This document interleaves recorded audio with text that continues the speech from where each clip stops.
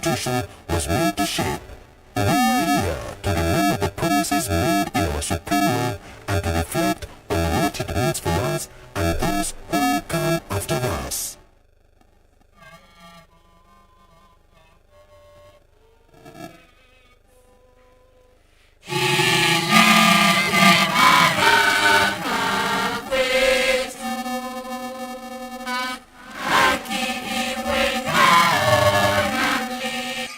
Ndio nataka kusota niona shida nini. Ndio nataka kujua what the problem is. Let me see. Na uhuru, raha tupate na ustawi.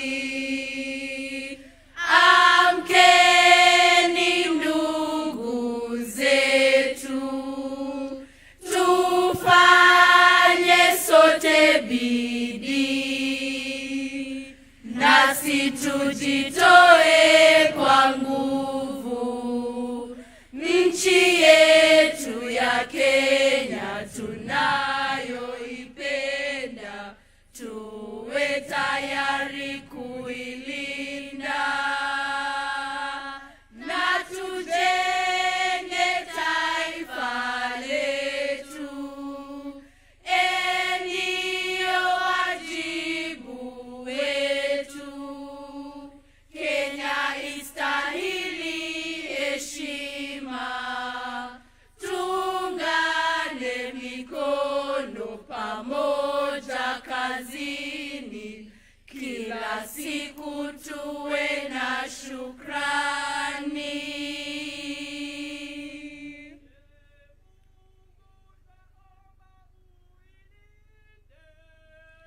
Jumuiya Afrika Mashariki, tuwezeshe kuishi kwa amani, tutimize na malengo yetu. Jumuiya yetu sote tuilinde, tuwajibike, tuimarike. Umoja wetu ni nguzo yetu, idumu jumuiya yetu. At the heart of our Constitution is the Preamble, a powerful statement of who we are as a people and what we stand for. It reminds us of the sacrifices made, the values we share, and the future we are building together. I now invite you all to join me in reading and reflecting on the weight of every word in the Preamble to our Constitution.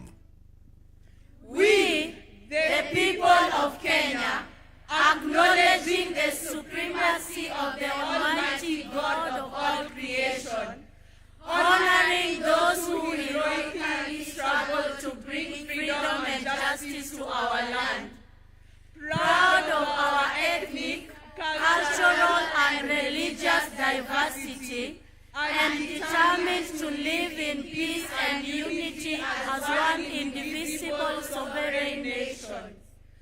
Respectful of the environment, which is our heritage, and determined to sustain it for the benefit of the future generations.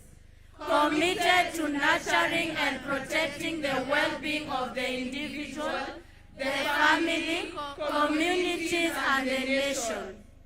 Recognizing the aspirations of all Kenyans for a government based on the essential values of human rights, equality, freedom, democracy, social justice, and the rule of law.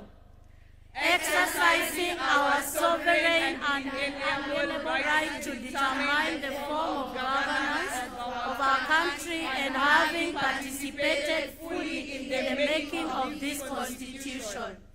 Adopt, enact, and give this Constitution to ourselves and to our future generations. God bless Kenya!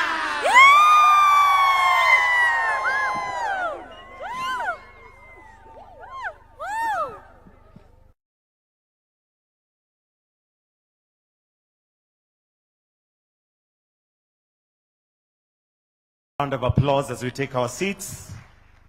Your Excellency, just for your information, all those children that were leading us in the chorus or the national anthem and the preamble were born in 2010, and therefore they are as old as the Constitution is. Your Excellency, sir, with your permission, allow me to now invite Colonel Father Moses Karanja, who will give us a very short sermonette and then proceed to lead us in prayers. Father Karanja, karibu.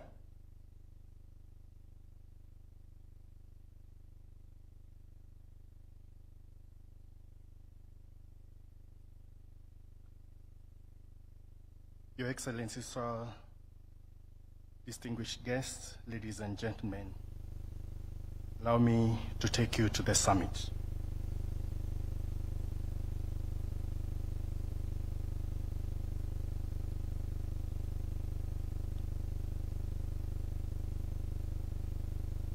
The sermonette, please.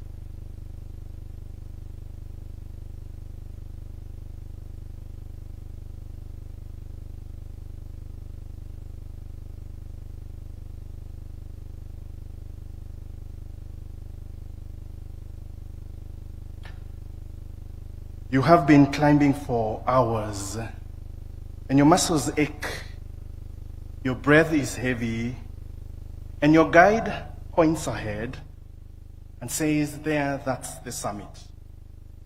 And you dig deep, push harder. Each step carries the weight of exhaustion and hope. You stretch yourself to reach the peak, and then you realize this is not the summit. It is a forced summit. Just a hill dressed as a top. The mix of frustration, determination, and sudden realization the journey is not yet. This is the rhythm of life. Every summit, every milestone is simply a base camp for the climb ahead.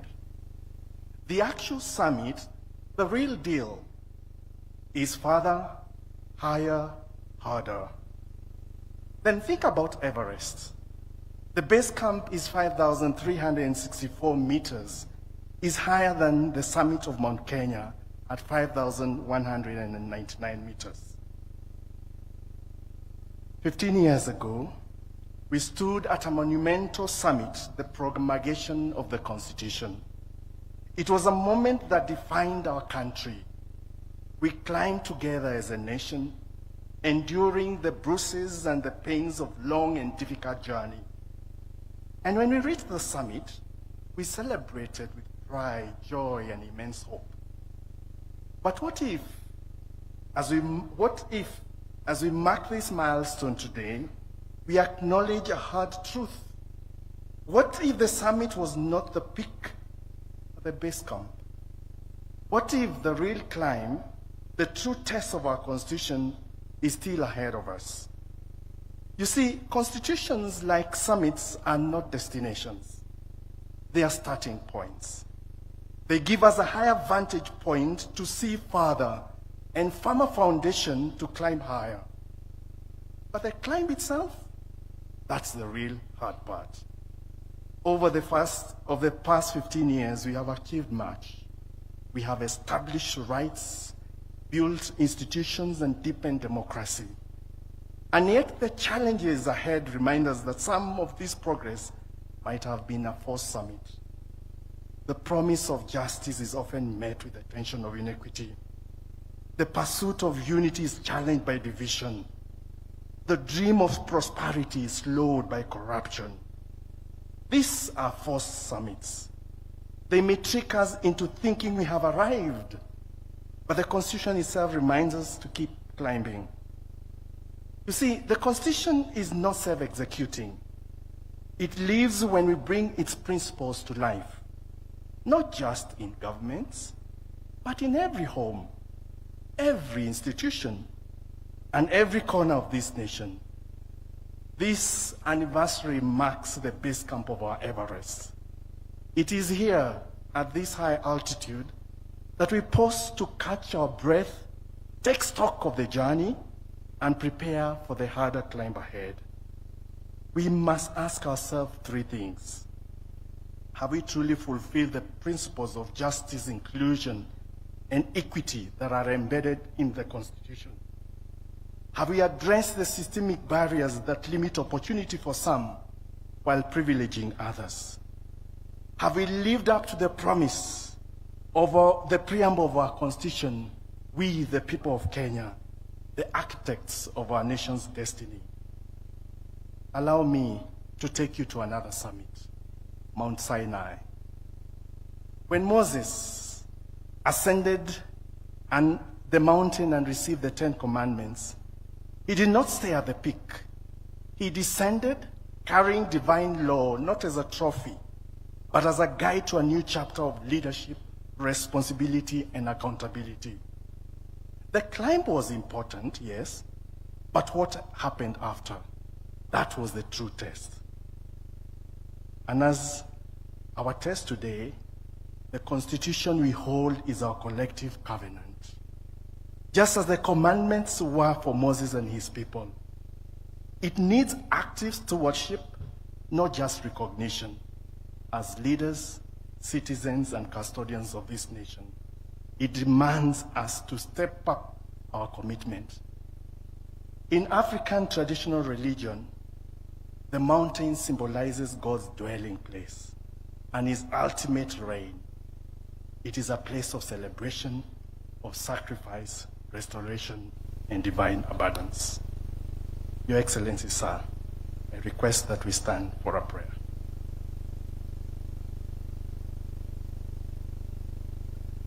God our Father, we thank you for the vision that forged our Constitution, a covenant of hope, justice, and unity. Grant us, Lord, the courage to rise above complacency, to see afresh the climb before us.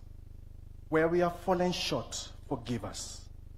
Where we have grown weary, renew our strength. For leaders, inspire integrity. For citizens, stir responsibility. For this nation, ignite passion to fulfill promise of prosperity. May we always climb higher together, bound by trust in each other and in you. We pray in your holy name. Amen.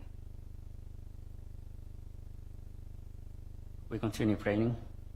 Bismillah, salatu wassalam ala rasulillah wa ala alihi. O Allah, all praise belongs to you, Lord of the worlds, most gracious, most merciful. O Allah, on this Katiba day, we thank you for blessing us with a nation, a people, and laws that bring us together in harmony and order.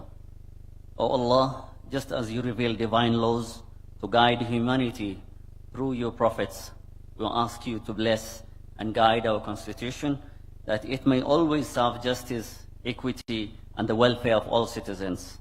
O Allah, we pray for our leaders, our President, the President of the Republic of Kenya, His Excellency Dr. William Samoei Ruto, together with his deputy and the entire leaders of this nation.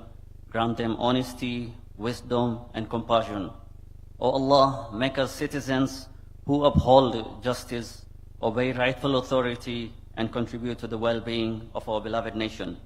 Protect our land, our resources, and our generations to come. Bless our country with peace, stability, and prosperity.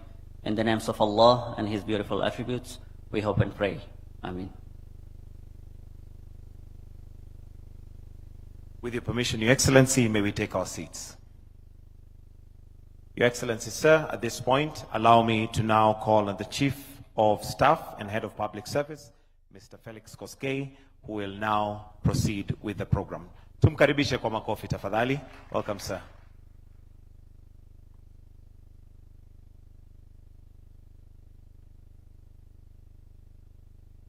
Your Excellency, the President, Your Excellency, the Deputy President, Your Excellency, the Prime Cabinet Secretary, the Speaker of the National Assembly, the Chief Justice, all judges of the Supreme Court, the Honorable Attorney General, all Cabinet Secretaries, the Chief of Defense Forces, all county governors, the President of the Court of Appeal and judges present, chairpersons of constitutional commissions, and heads of independent offices, all principal secretaries present, the top command of our military and other state security organs, the diplomatic corps, our Masuja present, honored guests, distinguished ladies and gentlemen.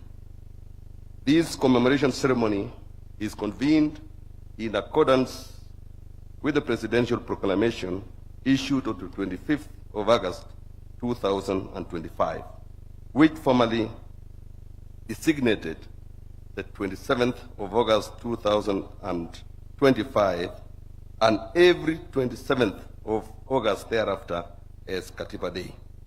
Although Katiba Day has been declared a working day, Your Excellency directed all government institutions across the three arms of government and the two levels of governance, including schools and other learning institutions, to organize, participate in, and promote civic duties or activities that are geared towards enhancing constitutional awareness and civic responsibility across the nation.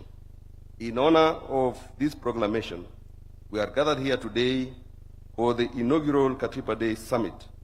This summit brings together distinguished participants, including the Masuja wa Katiba, the heroes of our constitutional journey, members of the National Executive, leaders of Parliament and the Judiciary, county governors, holders of independent offices, chairpersons and commissioners of constitutional commissions, members of the diplomatic corps, chairpersons and chief executive officers of state corporations, representatives of the business community, the Interfaith Council, civil society organizations, and representatives from professional bodies across the country.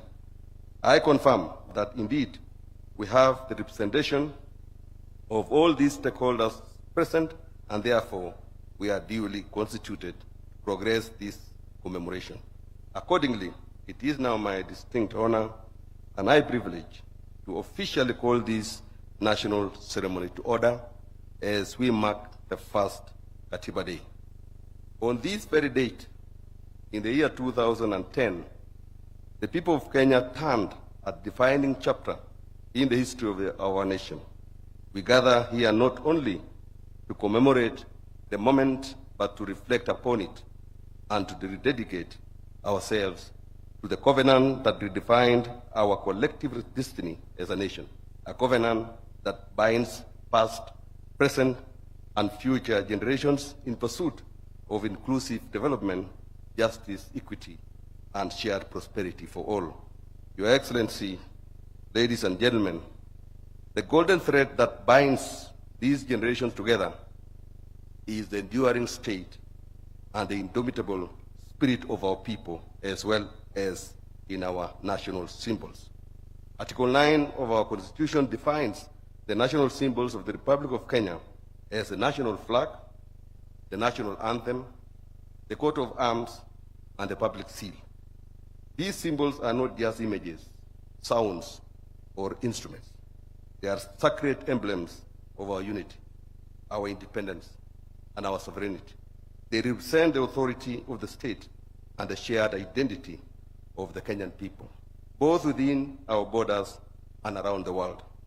As a solemn reminder of the responsibility carried by those entrusted with public service in all the arms of government, and to formally begin this historic celebration, we shall now witness the ceremonial presentation of the following instruments: the original copy number 1 of the Constitution of Kenya, which was assented to by the third President of the Republic, His Excellency President Mwai Kibaki, on this date 15 years ago. The national flag first hoisted at independence in the year 1963. The original musical score of the national anthem as approved by the cabinet and played at independence, the coat of arms, and finally, the public seal. The copy of the Constitution will be presented by the Honorable Attorney General, whose office is constitutionally mandated to promote and uphold the rule of law and to protect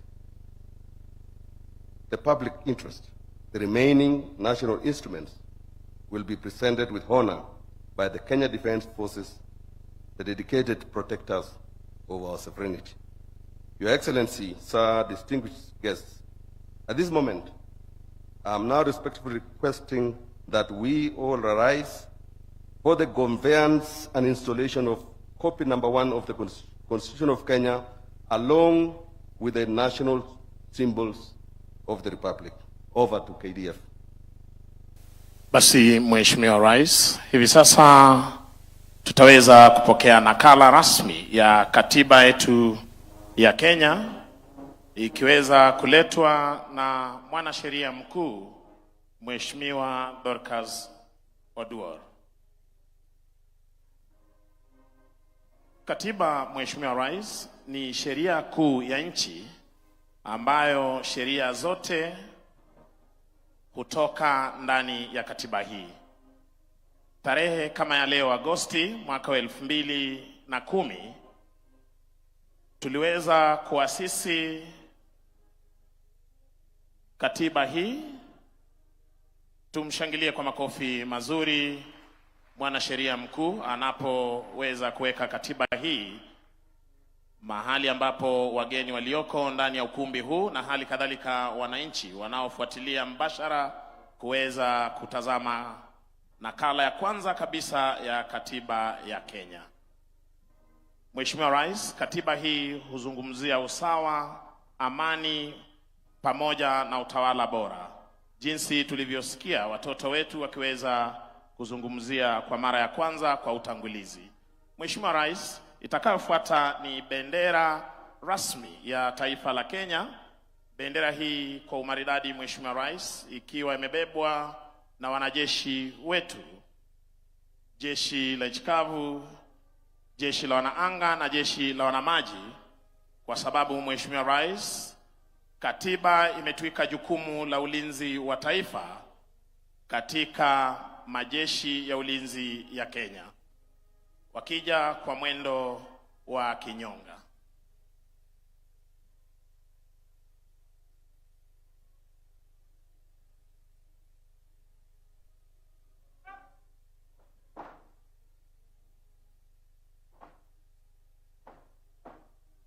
Mheshimiwa Rais, utatazama wakiweza kufungua bendera hii. Rangi ya kwanza kabisa ni rangi nyeusi ambayo inazungumzia sisi kama Wakenya. Kisha tuna rangi nyeupe ambayo huzungumzia amani na umoja wetu.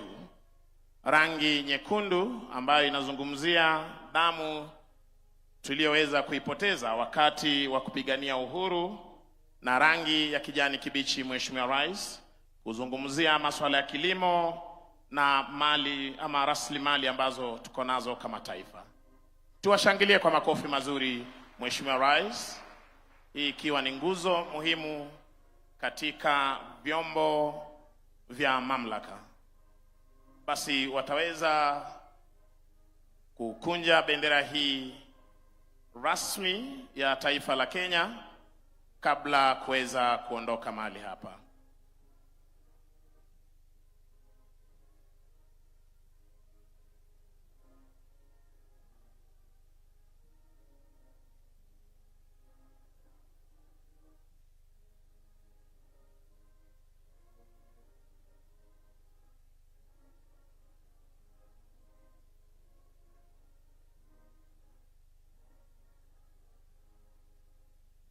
Kila kitu, Mheshimiwa Rais, katika majeshi ya ulinzi hufanywa kwa mpango na kwa muda mfupi.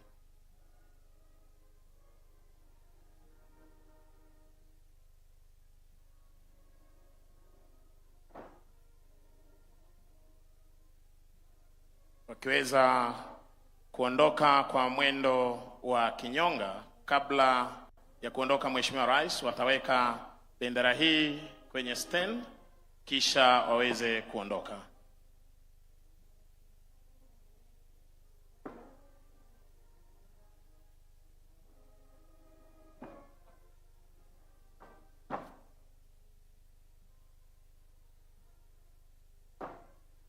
Wakiondoka kwa mwendo wa kinyonga, Mheshimiwa Rais.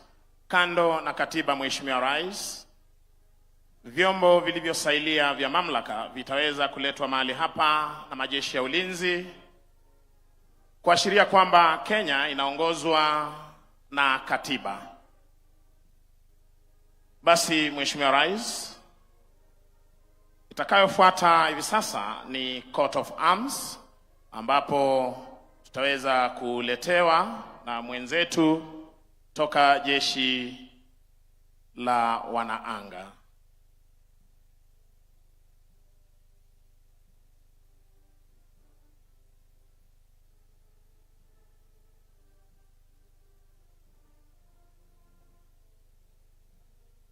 Mheshimiwa Rais, samahani, ni relics za wimbo wa taifa, maneno ya wimbo wa taifa, ambapo Mheshimiwa Rais, tulivyoweza kukariri muda wa mfupi ulioweza kukamilika wimbo wetu wa taifa, tunaanza na kumwomba Mwenyezi Mungu aweze kuilinda nchi yetu, undugu na ushirikiano, uzalendo na hali kadhalika, Mheshimiwa Rais, kuzidi kulinda taifa letu.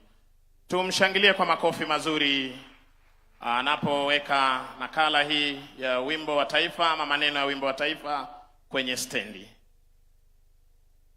Mheshimiwa Rais, takayofuata ni ngao ya taifa ama ukipenda Coat of Arms, ambapo wenzetu kutoka majeshi ya ulinzi ya Kenya wataweza kuleta mahali hapa. Mheshimiwa Rais, kwenye ngao hiyo ya taifa utaweza kuona kwamba kuna simba wawili. Simba hawa inaashiria ulinzi ambao mumeweza kututwika kama wananchi wa Kenya kwa ulinzi wa taifa letu la Kenya. Mishale utakayoshuhudia kando ni umoja wetu na uhuru na kuwa tayari kulinda taifa. Kisha Mheshimiwa Rais, utaweza kuona bendera za taifa letu jinsi nilivyoweza kukariri, rangi hizo zikisimamia kila moja. Basi jogoo unayoiona ikiwa na shoka inaashiria mwanzo mpya, na kwenye chini yake utaona neno harambee linalosema sote tuvute pamoja. Mheshimiwa Rais, tukivuta pamoja tutakuwa washindi. Tushangilie kwa makofi tafadhali.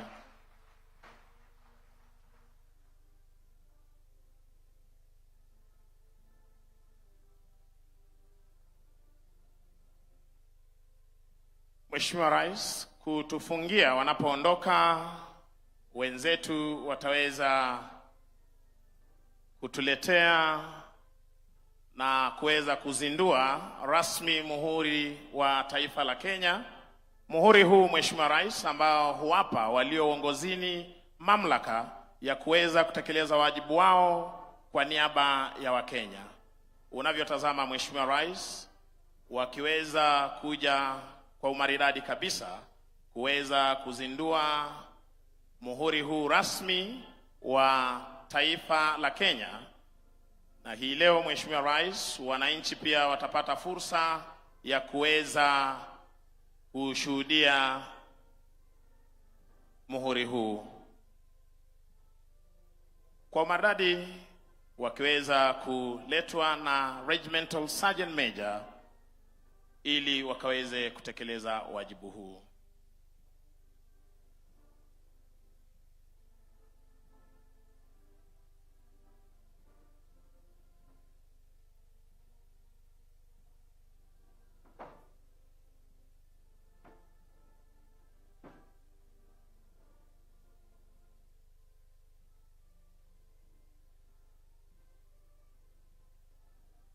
Tuwape makofi mazuri Mheshimiwa Rais, wakiweza kuzindua rasmi muhuri wa taifa la Kenya.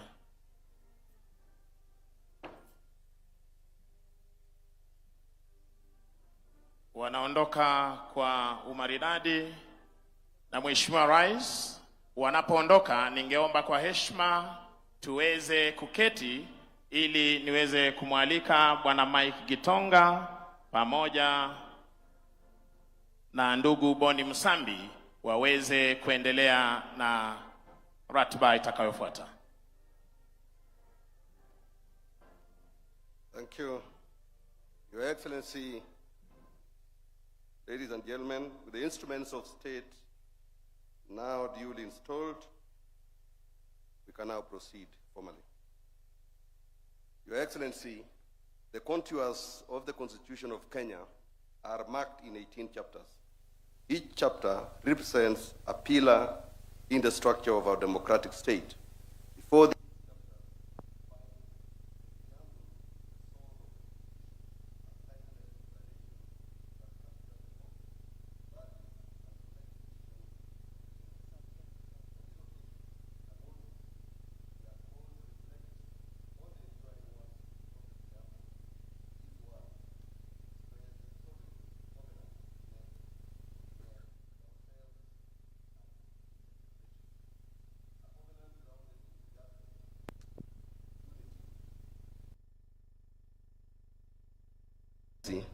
Sir, ladies and gentlemen, we will now showcase a brief replay of the promulgation day embedded in the echoes of this preamble.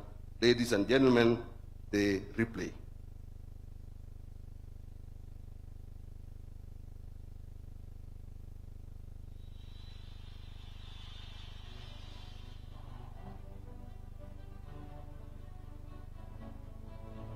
We, the people of Kenya, acknowledge this supremacy, the mighty God of all creation, honoring those who heroically struggled to bring freedom and justice to our land, proud of our ethnic, cultural, and religious diversity, and determined to live in peace and unity as one indivisible sovereign nation, respectful of the environment, which is our heritage, determined to sustain it for the benefit of future generations, committed to nurturing and protecting the well-being of the individual, the family, communities, and the nation, recognizing the aspirations of all Kenyans for a government based on the essential values of human rights, equality, freedom, democracy, social justice, and the rule of law, exercising our sovereign and inalienable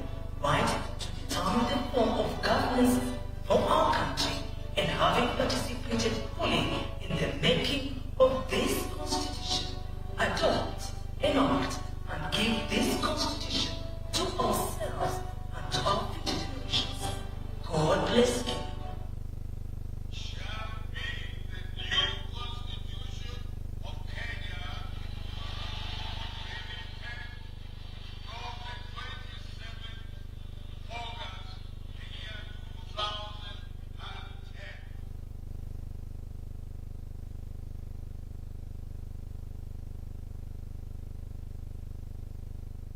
Your Excellency, ladies and gentlemen, among the most transformative features introduced by the Constitution of Kenya are two foundational pillars: the establishment of a devolved system of governance and the creation of constitutional commissions and independent offices as provided for under Chapter 15.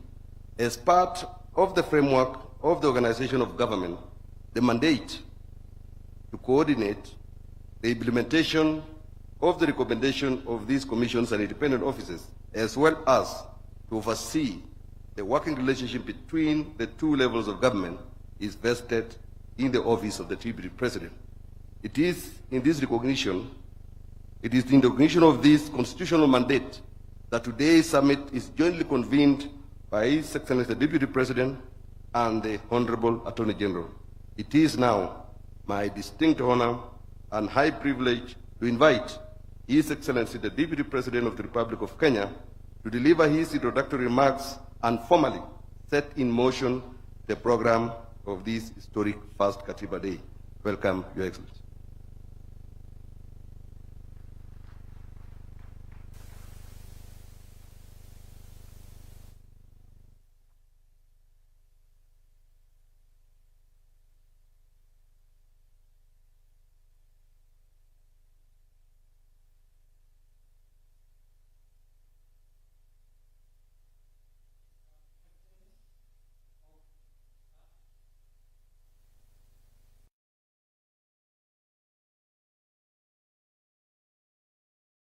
three things in the shortest time possible. The first is that we have a wonderful constitution, which is a product of the labor, effort, and the sweat of many Kenyans for many years.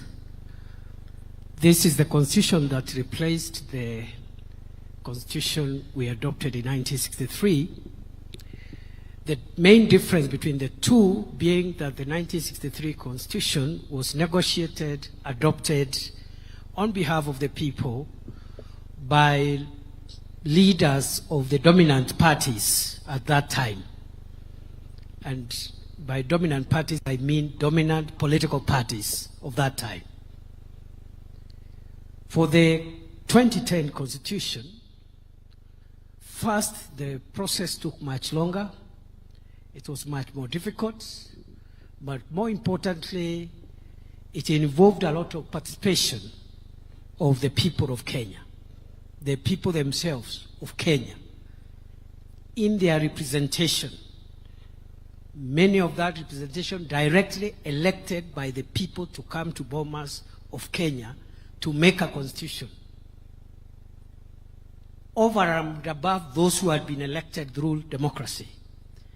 That marks one of the biggest and most fundamental difference between the 2010 and the 1963 Constitution. While the 1963 Constitution was driven by the voices of dominant political parties, the 2010 Constitution was driven by the voices of masses of people from the grassroots, blending it with the voices of the leaders who were holding office at that time. Mr. President, we are also lucky. Our Constitution sets a very clear hierarchy of the priorities of the nation. And that is the preamble we've just listened to, and that has just been replayed here.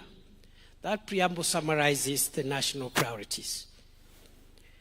Those priorities are structured in terms of who calls the shots in our country. If you look at that preamble, the people assert themselves as the supreme human, the highest supreme human organ of constitution making. Unlike the 1963 Constitution, which had concepts like the supremacy of parliament and other concepts which have been overtaken by events today. Interestingly, Your Excellency, I have noted as a student of constitutional law that the same preamble, the people asserting themselves as the highest constitution-making organ, the people, they do recognize two things: that this nation exists subject to a higher authority, the Almighty God of all creation. That part is normally left a lot in constitution making, especially in analyzing the structure of our constitution. But the preamble also has told us downstream the people who are the highest human constitution making organ have delegated most of what they would be doing themselves to organs of states and to the levels of government that are represented here. Both the organs of state, the three arms of government, and the two levels of government.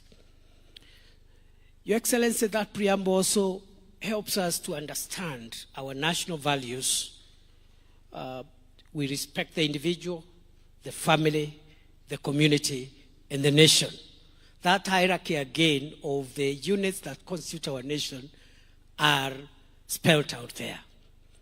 The other feature, Your Excellency, again summarized in the preamble and elaborated in the many chapters, the 18 chapters that follow, is the feature that talks about intergenerational responsibilities and equity between generations. And the Constitution asserts that no generation is superior than the other. There are obligations of the present generation to future generations in perpetuity. Another distinguishing factor or ingredient of that constitution is the national values, the rule of law, democracy, social justice, and even environmental justice. Again, it is spelled out in the preamble. The other feature is the checks and balances system. If you look at the chapters on the three arms of government, the legislature, the executive, and the judiciary, and how they relate with each other, the national government and the county governments, the independent commissions and offices, again, that relationship has been defined there. Two other distinguishing characteristics before I end my remarks, Your Excellency. And the one is that the Constitution creates a very, very paradigmatic shift on the rights and freedoms of the individual in a very dramatic way. And even as we pause to look at the challenges we are facing as a country today to implement this wonderful constitution, one of the areas that has brought a lot of heavy lifting as a nation is that issue around the freedoms of the individual and how individual citizens relate with one another.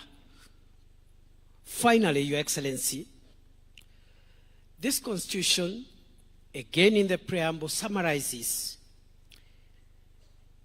our sovereignty as a nation in two aspects. One is it has said that we must protect the nation and its people so that we can be free from fear and free from want. Those are two important aspects of this constitution. The freedom from fear is what protects individuals and citizens so that they are not harmed by one another, they are not harmed by organs of state, they don't harm each other. And then you have the military for the defense and also the institutions of internal security for the internal moderation of law and order to prevent us from hurting each other so that we can be free from fear. But finally, this constitution is also about our sovereignty so that we can be a country free from want. Again, this is a very, very drastic introduction, not only for Kenya's constitutional framework, but for constitutional theory.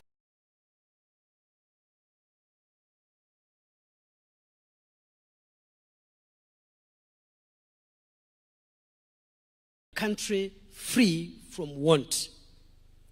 Again, this is a very, very drastic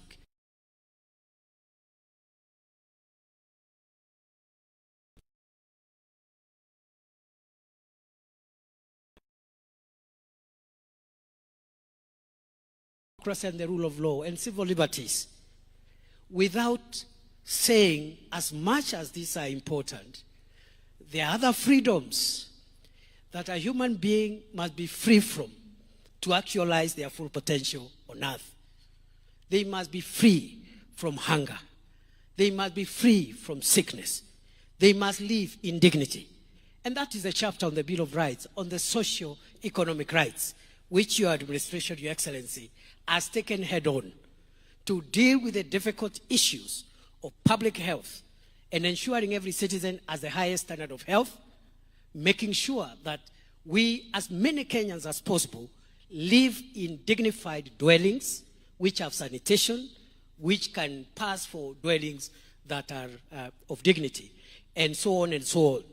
The food security programs, the agriculture programs are speaking to our socio-economic rights enshrined in Article 43 that calls on the state to make sure you create access to the services that lead to asserting the sovereignty of the people of Kenya so that they can be free, not only from fear, but they can be free from want. Your Excellency, as I call the panelists who are much more qualified than I am on this subject, I want to say many of the people who fought, labored and sweated so that we can have this beautiful Grunum law, this Grunum, this constitution, are not with us today. They have rested from the sweat and the labors of this world, and they are no longer with us. But their spirit walks with us. A few are still with us. And looking around at this hall, I see many, many of those who are part of this very difficult but important project for recreating a new Kenya. I have seen former Prime Minister Raila Odinga and many others. And I think I am in good space, and I look forward this afternoon to refreshing my memory, my mind, and my value system as a Kenyan on what I need to do to make sure that I live to the spirit, and I live up to the spirit and expectations of the Constitution in the office that I occupy. With those many remarks, Your Excellency, I've been requested to call the panelists. I don't know where they'll speak from. You give me that program, Michael. Just a minute.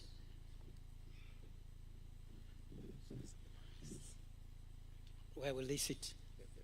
They will come here. So, Your Excellency, sorry if I've spoken for long. You know, in your presence, my speech should be short. But I speak for long when I'm doing my own events. I'm sorry about that. I will call the following panelists who represent various shades of representation. The first one is our sister, my colleague in the profession, the Honorable Lady Justice Njoki Ndung'u, Judge of the Supreme Court, to represent the Judiciary. Welcome, Justice Njoki, a very, very prominent player in the process, the 20 years of the constitution-making process. Welcome, Judge. I'll also call another colleague of mine and my senior in the profession and also in the academy, Professor Makau Mutua, Senior Presidential Advisor on Constitutional Affairs and Human Rights. Again, he needs no introduction. I will also call my brother again and my colleague, the Honorable Dr. Otiende Amolo, Senior Counsel, Member of Parliament for Arienda, representing Parliament. I will also call FCPA Nancy Gadungu, Auditor General, who will represent constitutional commissions and independent offices. I will call to the dais Governor Fatuma Achani, Governor of Kwale County, representing the Council of Governors. And the discussant is going to be again my colleague and my brother, the Honorable Abdikadir Mohammed, Senior Counsel. Please make your way to the stage. Asanteni sana.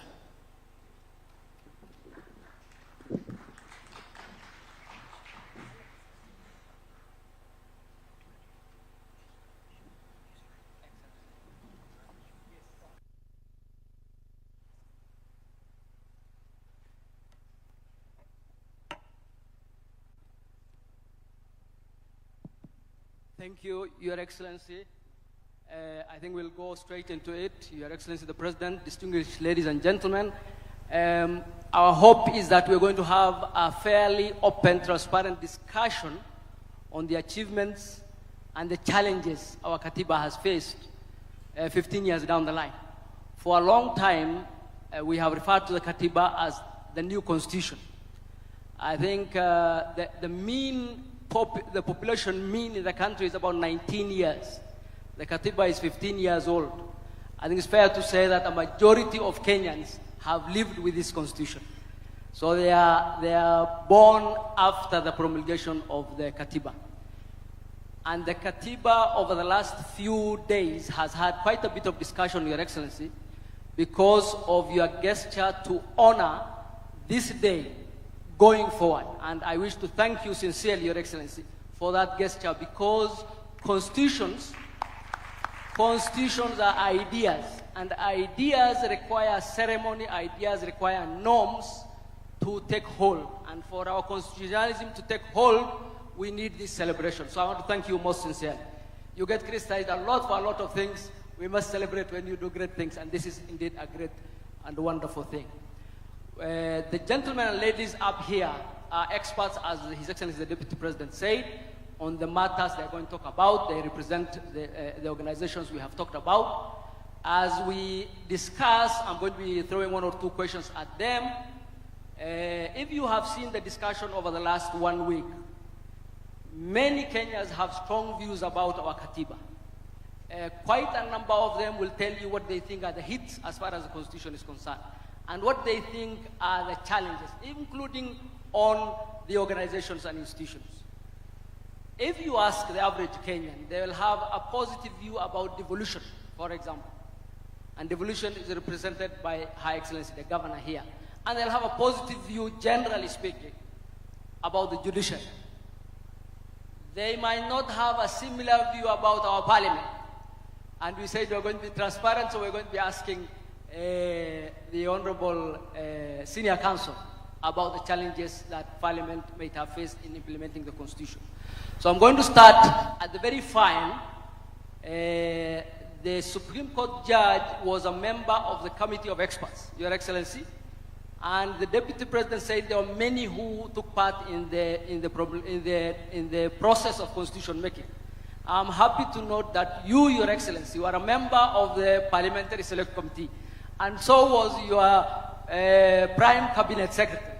And of course, our former Prime Minister was a key player in the process.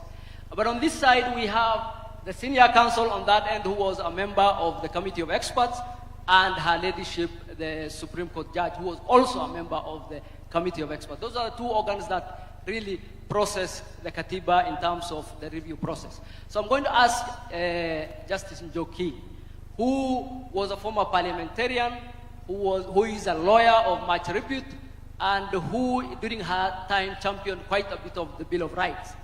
What she thinks really the Constitution has delivered for the judiciary, to the point where Kenyans think the judiciary ought to be celebrated. Justice Njoki.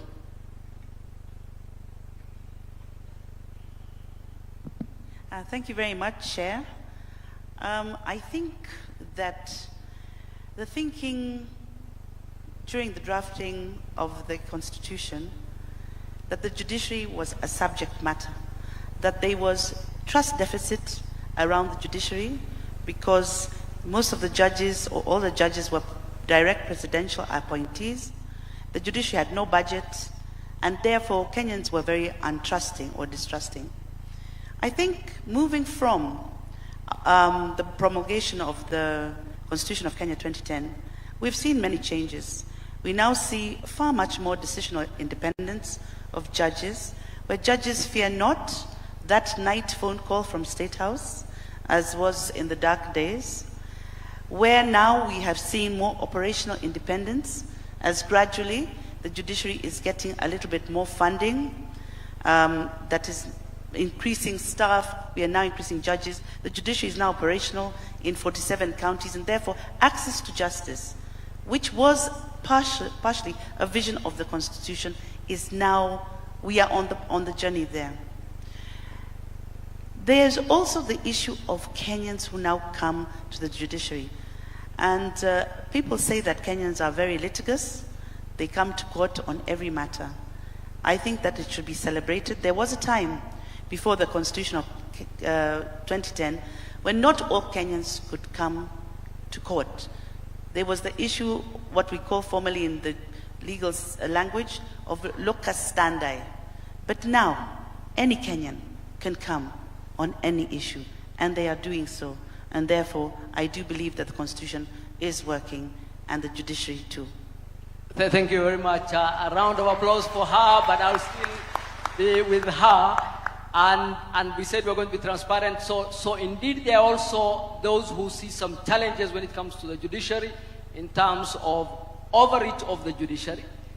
For example, the gentleman next to me, representing the executive, probably will say they are having it difficult to run the executive because of overreach by the judiciary. There are those who would say that the judiciary has independence, it cannot be touched by any outside party, yet the judiciary shields its officers from accountability. What would be the remarks from the Lady Justice? And I understand you are a sitting judge and your remarks will be circumscribed. I think that the Constitution is very clear in Article 10, where all the national values bind all state officers, those who work in the executive, those who are in parliament and in the judiciary, that we must follow the rule of law, that there must be transparency, accountability, we must allow participation of the people. Therefore, it is the duty of the judiciary to be the guardian of the Constitution and to defend where any arm of government does not follow the Constitution. That cannot be judicial overreach. That can only be fidelity to the Constitution. There are many challenges, of course. We've seen that as we listen to some of the cases. There are a number of turf wars. You know, some of the cases that come before us, some are between Senate and National Assembly, others are between the national government and the county government. But those are disputes that we do resolve. However, there is a concern that sometimes political questions are brought to the courts, and courts cannot answer political questions. Courts may only answer judicial questions and points of law, and perhaps therefore the political class ought to be encouraged to resolve political disputes outside of the corridors of the courts. Thank you very much. Let me go on the other side. Senior Counsel, Parliament is the first institution of the Constitution. Much is given by the Constitution to Parliament.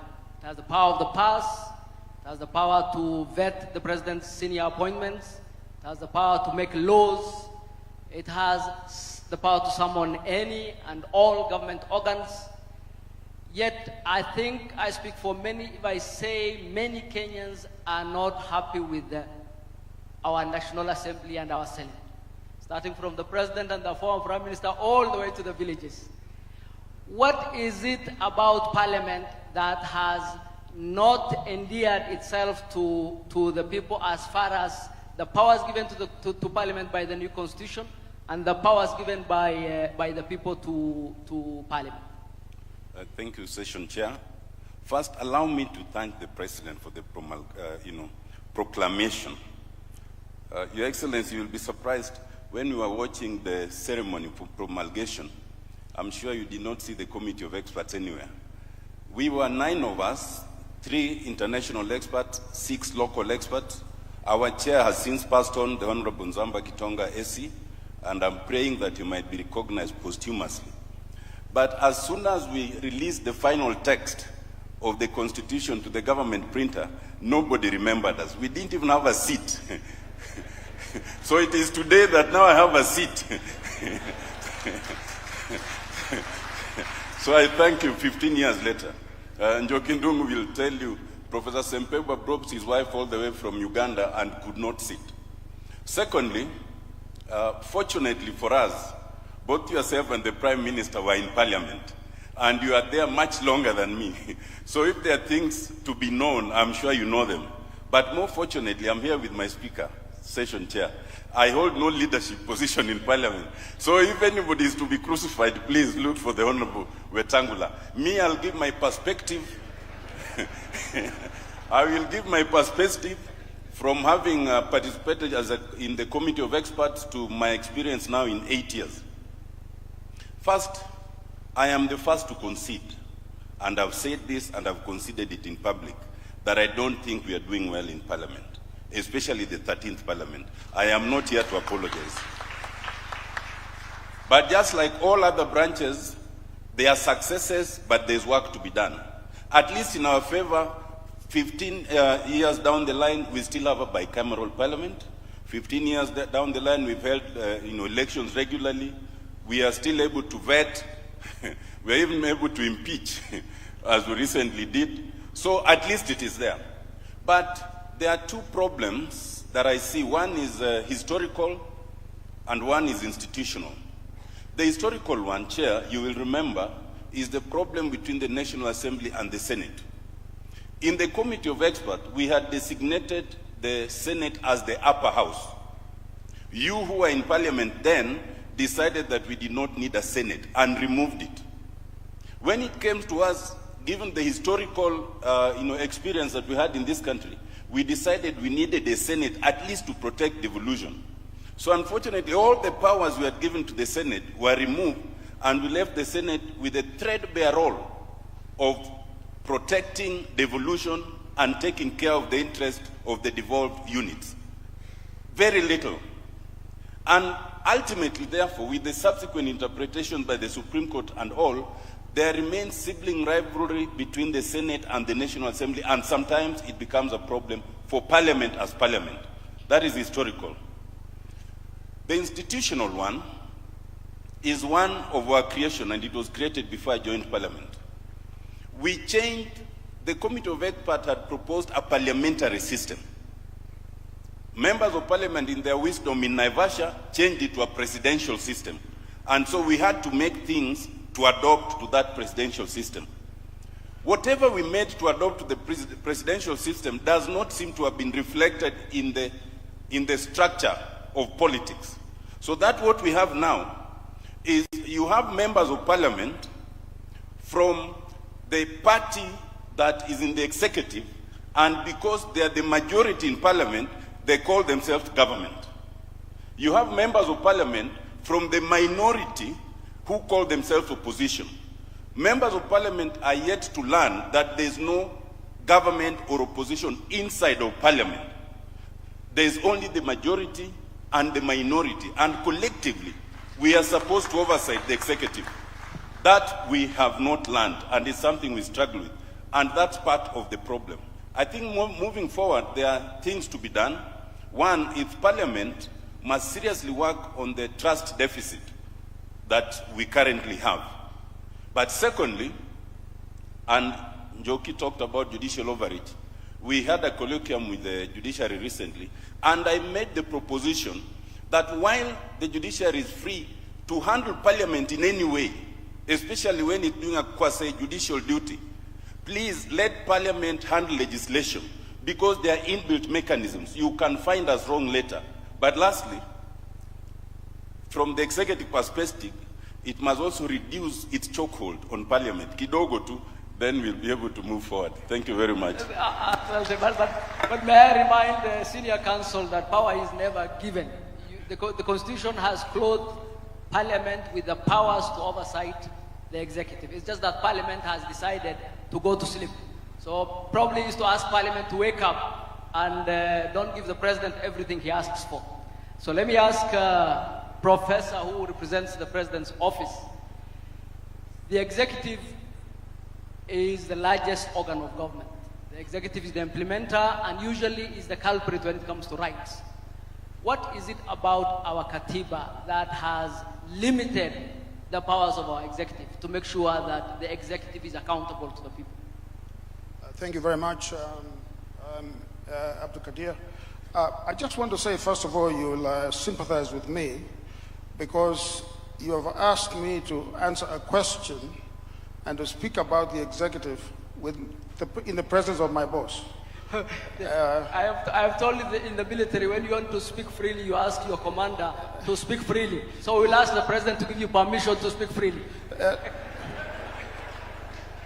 Luckily, the 2010 Constitution protects me from any adverse conduct from anyone in the Republic. I just want to say that of the three arms of government, the one that has the awesome responsibility for the security, the protection, and the prosperity of the Republic of Kenya is the executive. This is a job like no other. Now, in constitutional theory, as you know, and political practice, the three arms of government are supposed to be co-equal. But I think it is common knowledge to philosophers and scholars that the executive is the first among equals. And you recall, of course, that democracy itself as a phenomenon for the governance of society is a very difficult practice to execute. It was none other than Winston Churchill, who opined that democracy is the worst form of government except for all the others. Meaning that of all the systems of government, democracy is not perfect, but it is better than all the others. But Churchill also said something else. He said that the best argument against democracy is a 5-minute conversation with the average voter. What I'm trying to say is that the performance of democracy is very difficult. If something goes wrong in the country,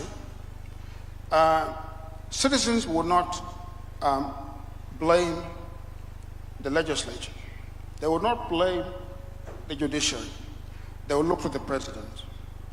The president and the executive have a thankless job. If there's a terror attack, he is blamed. If there's a flood, he is blamed.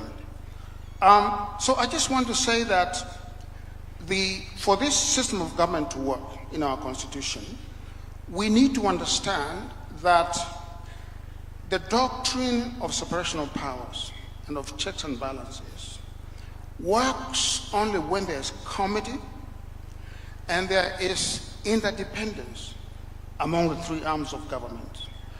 I like to say that this doctrine is like the function of the knee. The knee has the thigh bone, it has the leg bone, but it has the cartilage. The cartilage is that matter that makes it possible for the knee to function.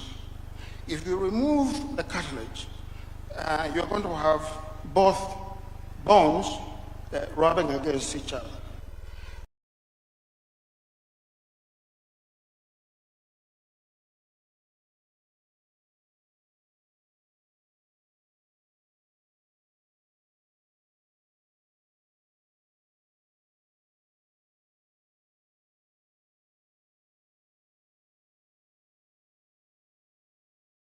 So what I'm trying to say is that the judiciary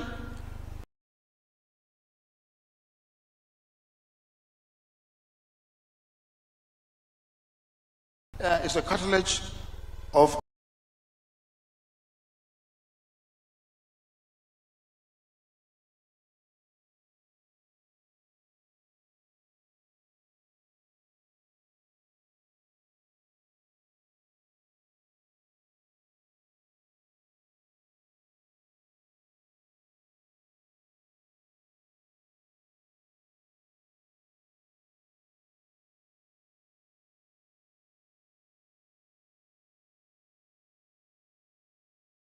interdependent. And I think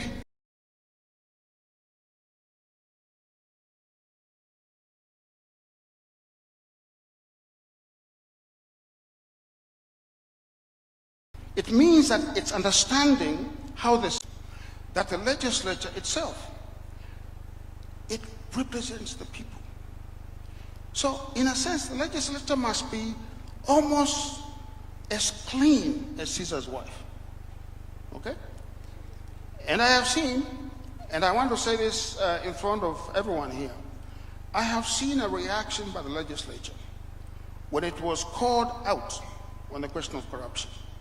I have to say that their reaction really could have been better.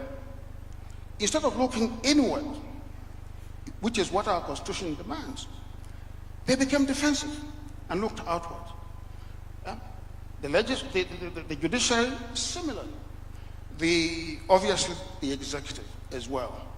But I think fundamentally, there has to be this working committee between the three arms of government.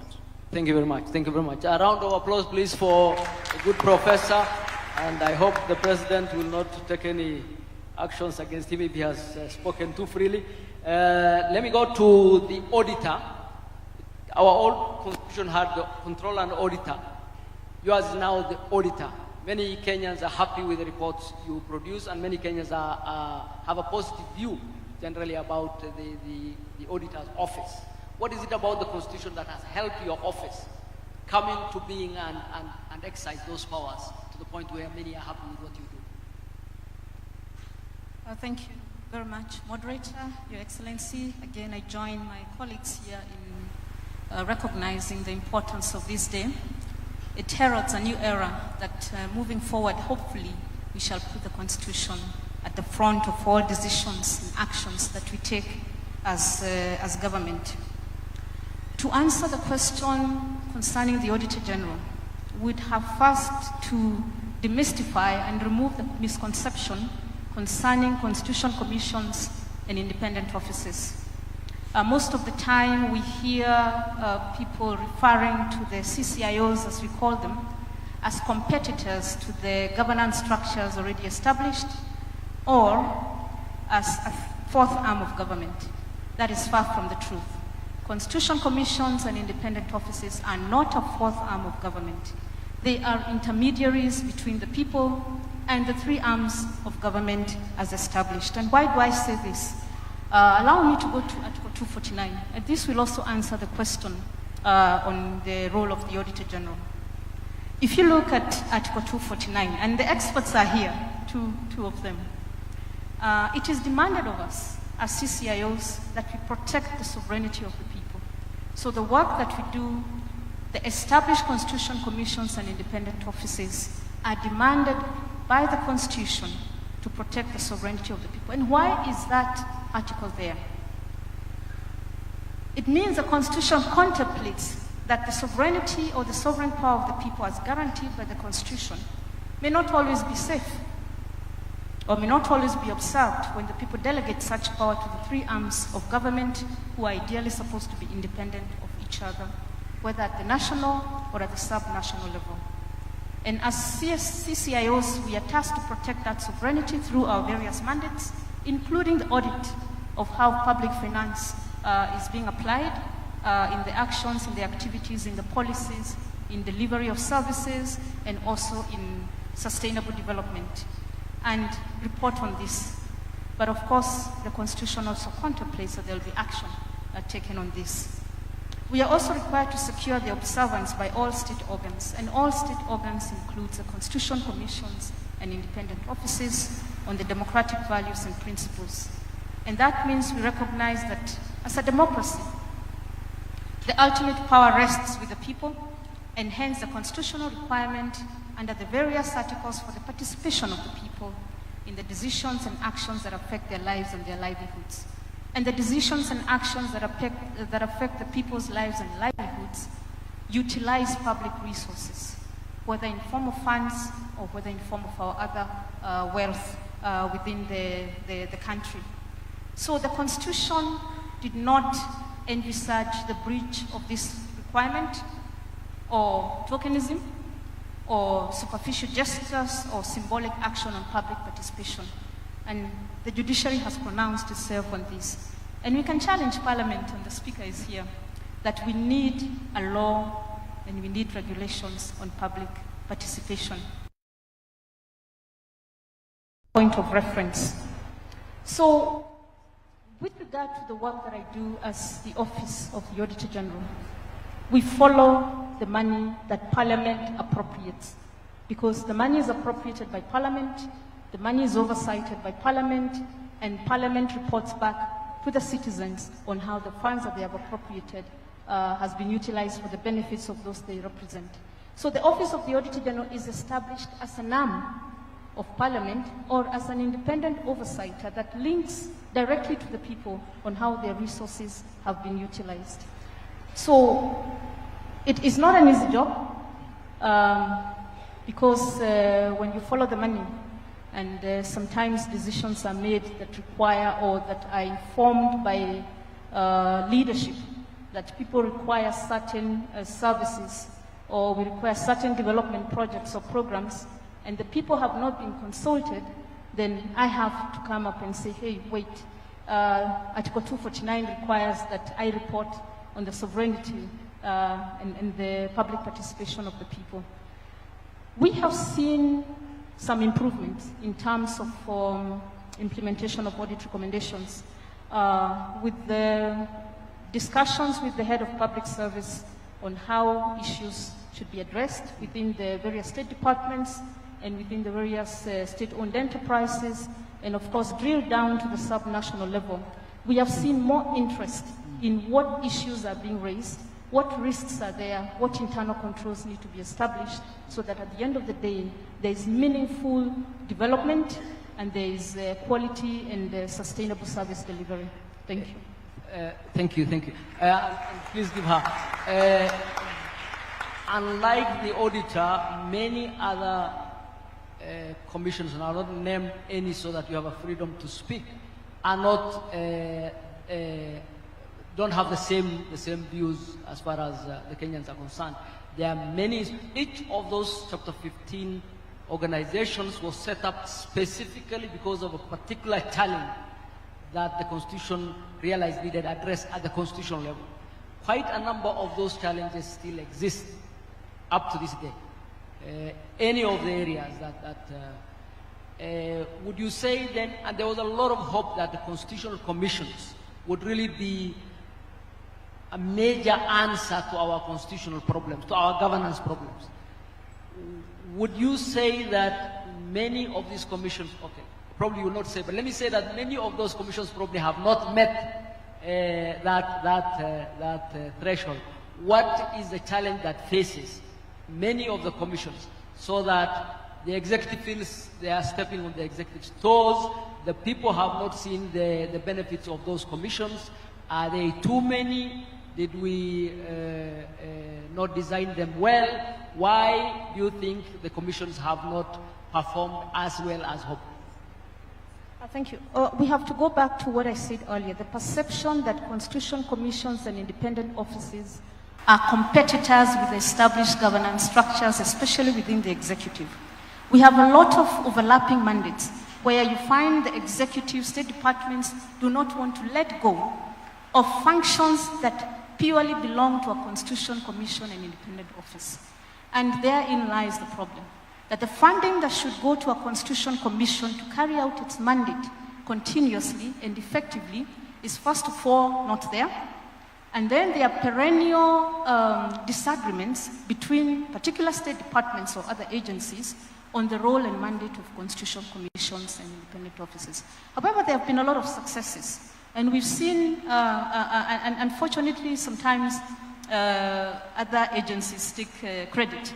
If you look at some of the work that's done, for example, by the National Land Commission, you'll find that when it comes to discussions in public, it is the Ministry of Lands that will be at the forefront. My good friend Alice is looking at me. If you look at, for example, when we are dealing with the teachers in the country, you will not hear the Teacher Service Commission being mentioned. You'll hear the Ministry of Education.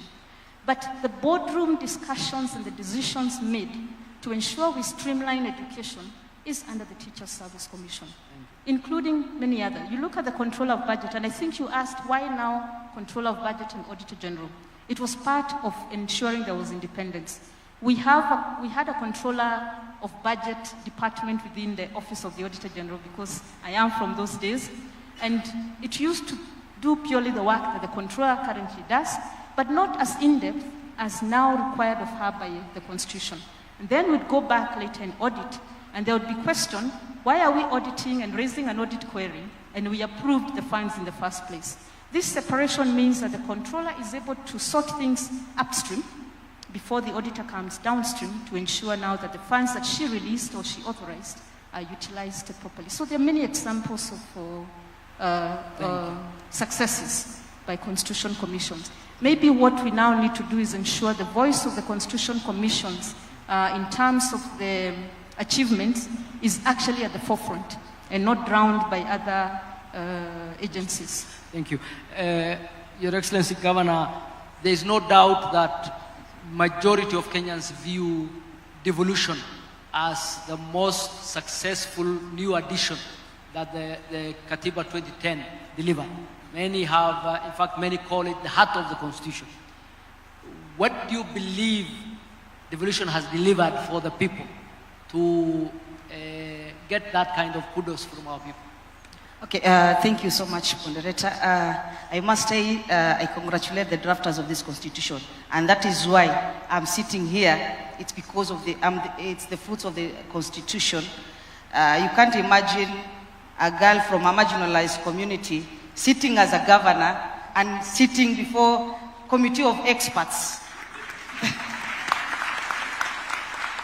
That's a milestone, and that's why I'm saying the Constitution has immense gains compared to the challenges.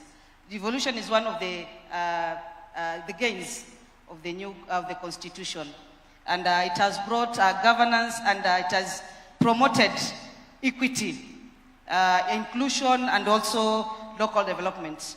If you look at the county governments, you can see in some areas, after 50 years of independence, they are now taking tap water for the first time since independence. We can see in health, the first years in Mandera was done during devolution. That's progress. Looking at Coast Region, the whole of Coast Region, we only had one facility serving as an ICU center. That is Coast General Hospital.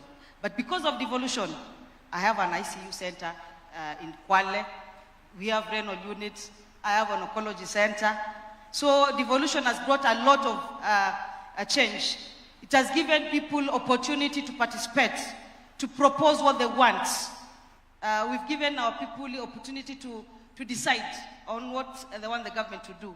And that's why we've seen a lot of changes in counties in terms of health, ECDs, like in my county, from 0 ECD to 540 ECD centers, from 0 ECD teachers to around 900 ECD teachers on permanent and pension basis.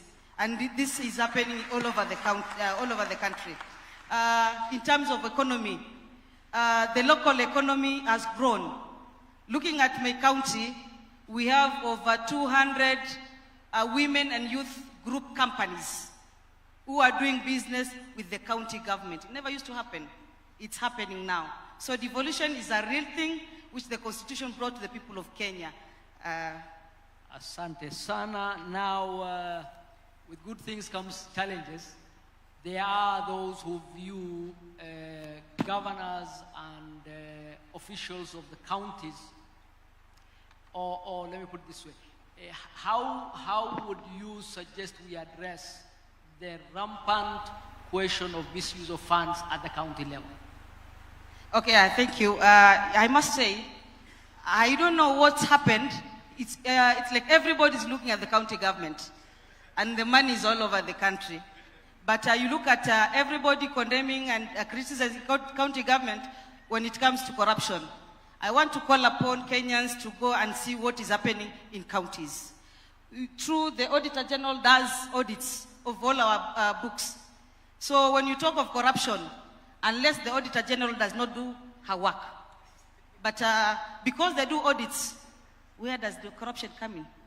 So as counties, it's unfortunate that each and every time they talk of governance, they talk about corruption. There's so much, there are a lot of challenges which we are facing as county government, but all in all, counties are doing a lot of work. Thank you very much. And I agree with you, it's because of the transparency. Everybody knows every shilling that comes to the counties. Just like CDF. CDF, for those who have been in employment, will tell you is one of the most useful use of the shilling. The Kenyan shilling, one of the most useful uses is CDF. But because of its challenges in terms of the Constitution and because it's so transparent, it attracts a lot of negatives. But so are counties, and I agree. I think that's a good thing. I think it's good to accept that the challenges are there and see how we can address.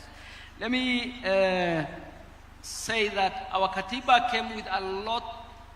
Constitutions are generally about limiting power. They're about limiting the power of the government. And our Katiba really put our people at the center of our governance and came up with a number of devices to bring accountability. Quite a number of them have not met their hopes because of, the Honorable Speaker will forgive me, he was the Honorable Tangula, he was also a member of our committee, because of mostly the Parliament's, for example, vetting of senior government officers. Many would have hoped that there is far much more stringent vetting. For example, the recall of MPs, essentially in my opinion, between the legislature and the judiciary, it's not possible right now easily to recall MPs. And quite a number of the devices the Constitution has proposed have not really seen the light of day as designed.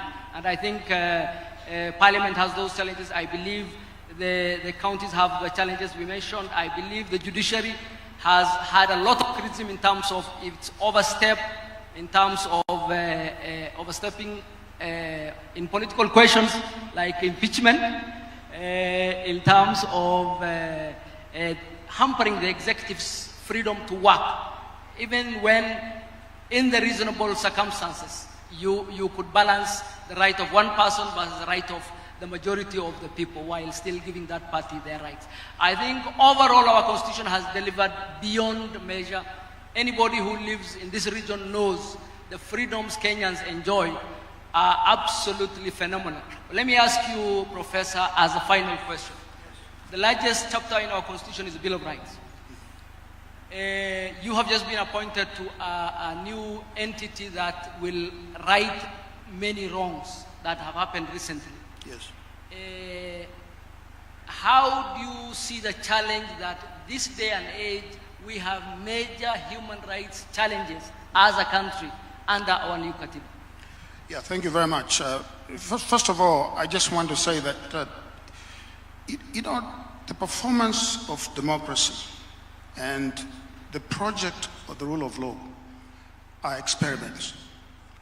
It is not a destination that when you get there, you are going to say, voila, I've arrived. It's a journey. And if you look at the oldest democracies in the world, and I don't want to mention names, but maybe I can say this because I live there. If you look at the United States, for example, their democracy is several hundred years old. And we are seeing certain spasms, epileptic spasms in the United States, which tells you that they have had many, many decades of practicing this thing called the project of democracy. And yet, they are still yet to master the mores, the traditions, and the norms of democracy. This democracy here in Kenya is a very young democracy. And I would say that prior to the 2010 Constitution, we had an authoritarian state. Our democracy is only 15 years old. If you really look at the theory of democracy, the way you're supposed to look at it, 15 years of age. So it's a very, very short period.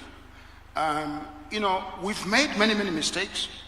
I like to say that in writing the 2010 Constitution, we also overcorrected on some things. You asked a question about, for example, the constitutional commissions. There are too many, okay? But let me just say this. Human rights violations are an anathema to the Constitution.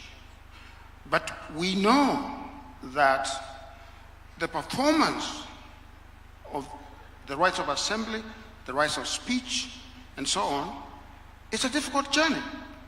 I was having a conversation with the Attorney General the other day, and we were talking about how in this country we need a protest law.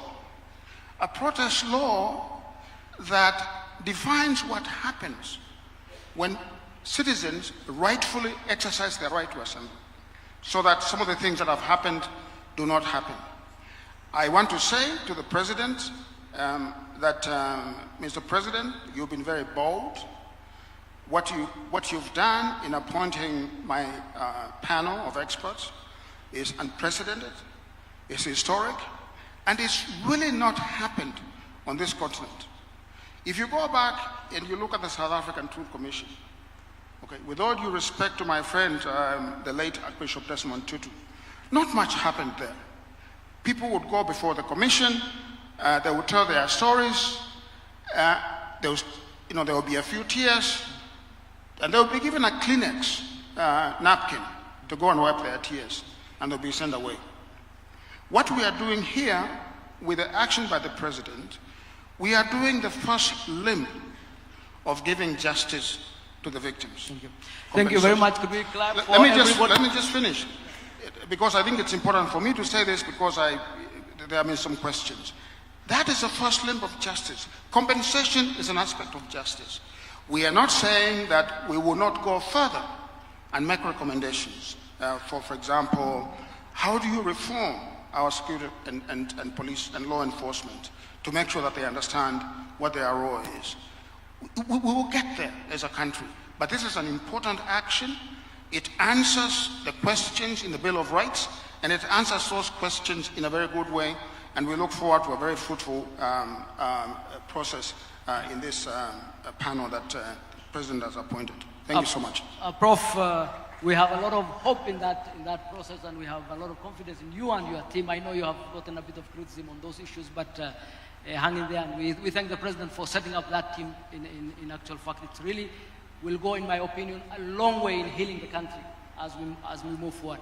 Many don't know that the President and the Honorable Karua were the most active members of the Parliamentary Committee.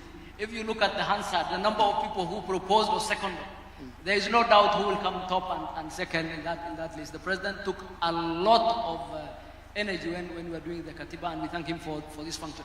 Let me say that... Can I say something? I don't think that the President is getting enough credit for setting up this panel.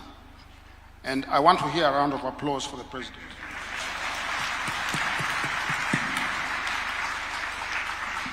Thank you very much. Let me bring it to a close, because the President has to speak on many other items on the agenda. Let me thank the President for setting up this day. Let me thank the organizers for putting it together. Let me thank my panelists for a wonderful presentation. Could you give them a round of applause, please? Asanteni sana. Thank you very much.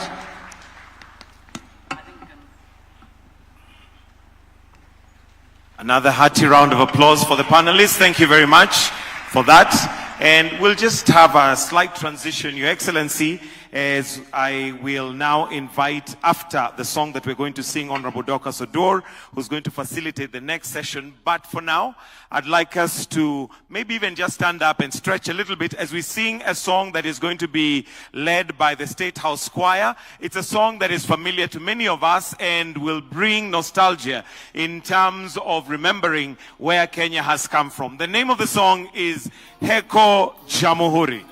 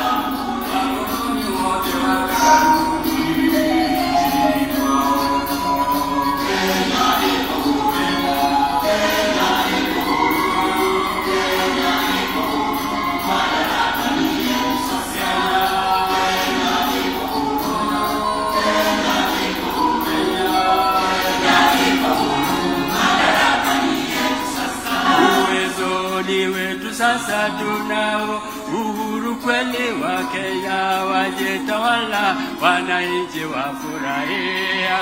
Kenya iko huru, Kenya iko huru, Kenya iko huru, madaraka ni yetu sasa. Kenya iko huru.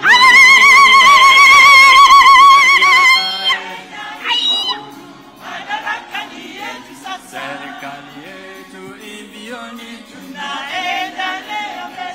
serikali yetu imbioni, tunaendelea mbele. Tunafuata mwendo wetu Kenya, warambe. Moto moto Kenya, moto moto Kenya, moto moto Kenya, serikali yaenda mbele. Moto moto Kenya, moto moto Kenya, moto moto Kenya, serikali yaenda mbele. Tuwapigie makofi tafadhali. Led by Mwalimu Wesonga, who is synonymous with patriotic songs. Let's take our seats kindly. Your Excellency, with your permission, allow me to now call on Honorable Dorcas Oduor, the Attorney General, who is a facilitator for the next session. Welcome. Tupigie makofi akija tafadhali. Karibu.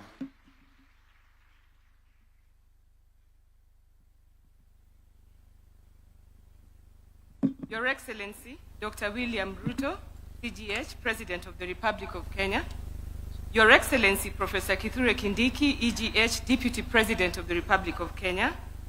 The Honorable Musalia Mudavadi, EGH, Prime Cabinet Secretary. The Right Honorable Raila Odinga, former Prime Minister. Honorable Lady Justice Martha Koome, EGH, Chief Justice and the President of the Supreme Court of Kenya. The Right Honorable Dr. Moses Wetangula, Speaker of the National Assembly, and the Right Honorable Amason Jaffa Kingi, EGH, Speaker of the Senate. Distinguished ladies and gentlemen, good afternoon. Although I am the facilitator, but I was also called upon to make some remarks as the Attorney General. I rely on all the courtesies as have been observed, and I will go ahead and make some few remarks. The Constitution of Kenya puts Kenya on a firm path of constitutionalism and the establishment of a constitutional democracy. To realize this new imperative requires a fundamental mind shift, both in the operations of the state institutions as well as in our social interactions as citizens.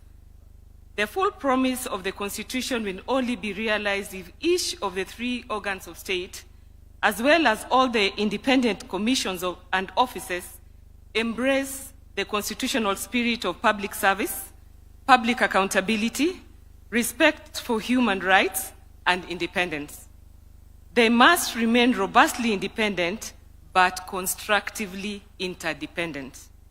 It is essential that they execute their mandates effectively, but at the same time, eschew tendencies of isolationism. The Constitution rests and is supported by four broad pillars: robust framework for a people-centric public engagement, as has been articulated by the panel before, independent and functional judiciary, executive and legislature, political goodwill. The Constitution presupposes that its transformative superstructure will be implemented in the context of a marching culture of compliance.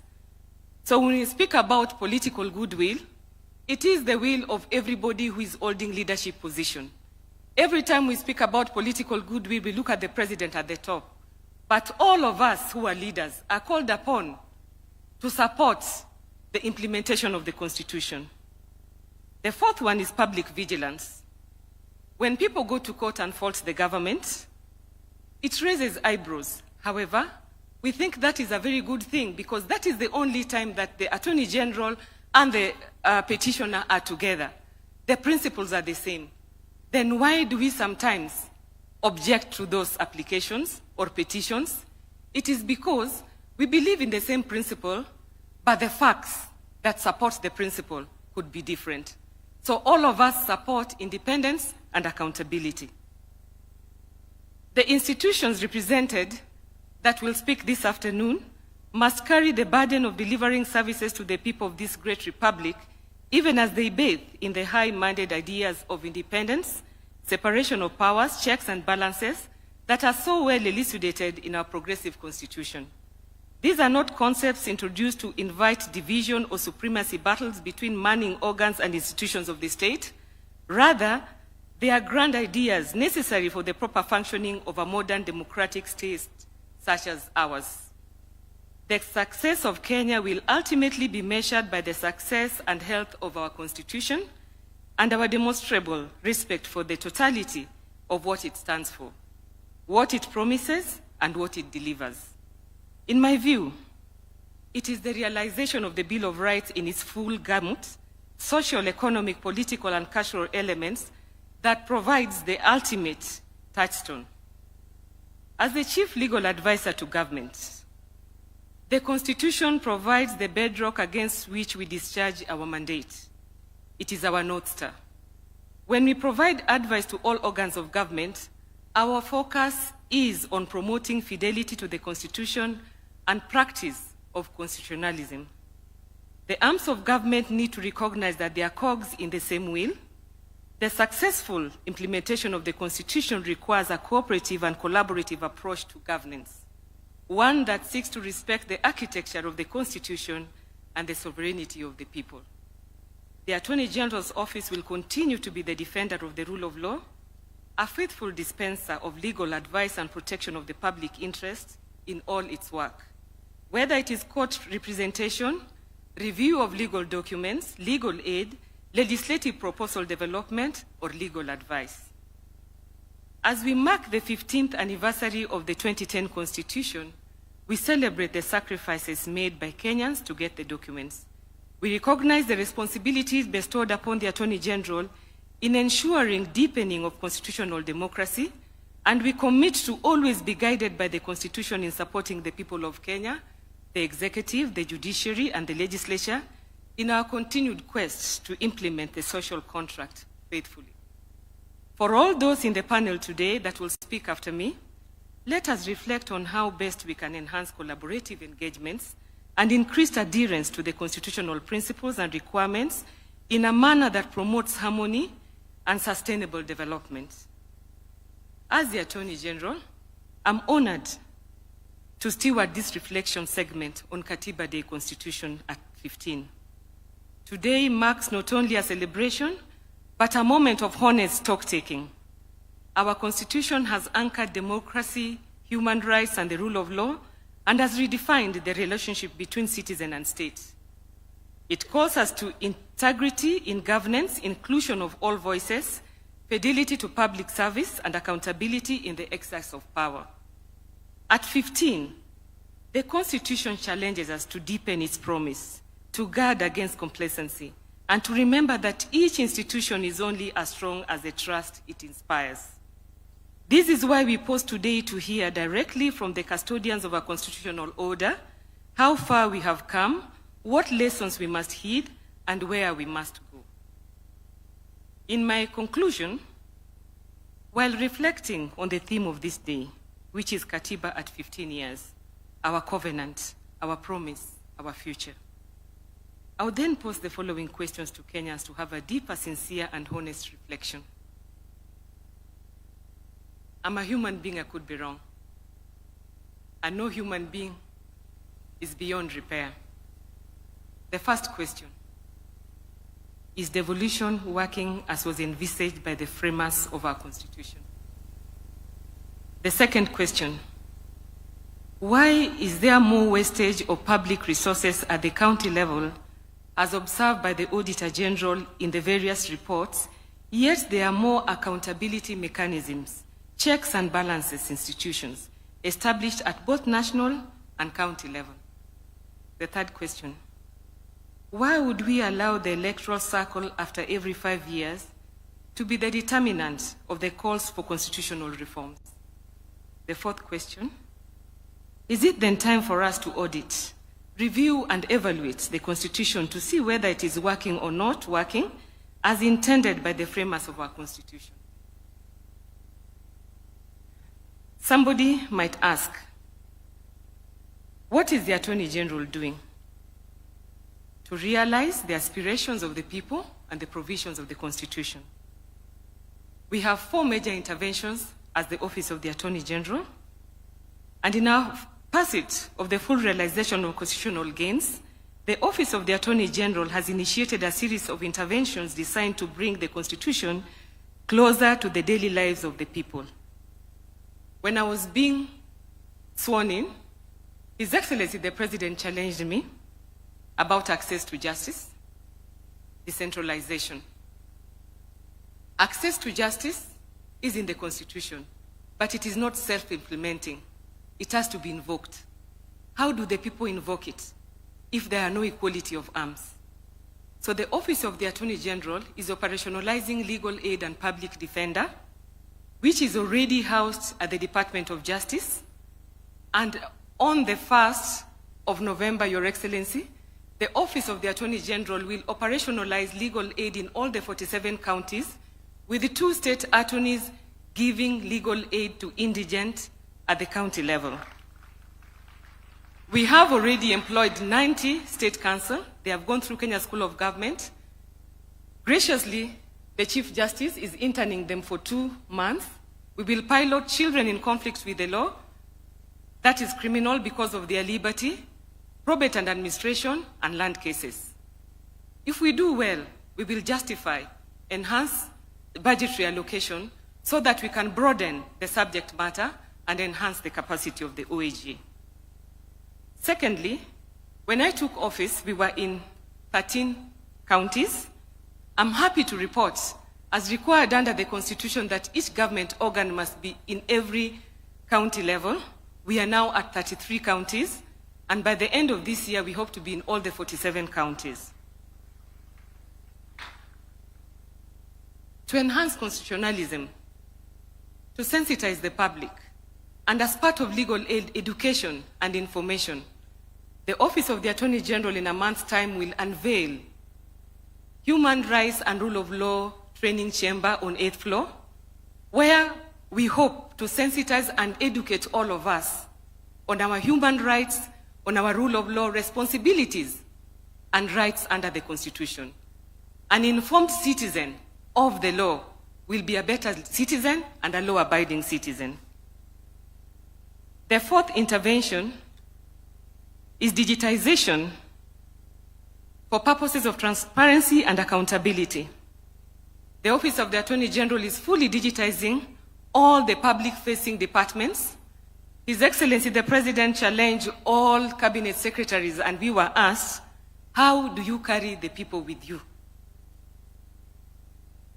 I believe that by these 4 initiatives, we will justify how we are carrying Kenyans with us as the custodians of your rights, rule of law, and human rights. With those few remarks, allow me to now shift as the facilitator. And as we reflect on this covenant, I'm reminded of the words of the late Chief Justice of South Africa, Ismail Mohammed, who observed that the Constitution is not a mere set of technical prescriptions. It is a mirror reflecting the national soul, the identification of our people's aspirations, their spirit, their soul. Indeed, our own Constitution was born out of deep struggles and sacrifices, an embodiment of the soul of Kenya.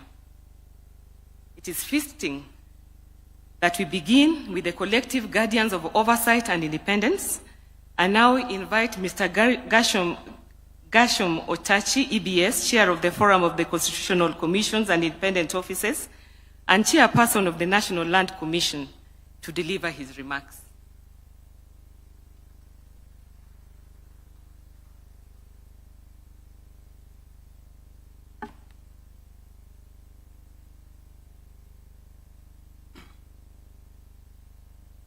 Your Excellency, the President of the Republic of Kenya, Dr. William Samoei Ruto, allow me to ride on the protocols established. Your Excellency, let me start by applauding you for this engagement, a very important engagement I think will remain etched in our minds as we conclude this and think ahead. Let me also bring my greetings to you, Your Excellency, the leaders present, and all the Kenyans from the caucus. Your Excellency, the CCIOs brings together 15 constitutional commissions and 5 independent offices, generally under the Chapter 15 commissions, but even those that are analogous. Your Excellency, fellow Kenyans, 3 years ago, the caucus celebrated an anniversary of 10 years. Why 10 years? Because after the Constitution was promulgated, it took a period of about 1 to 2 years to pass various statutes, appoint commissioners, and set up the commissions and independent offices. So when we celebrated the 10th anniversary, it was basically a stock-taking anniversary.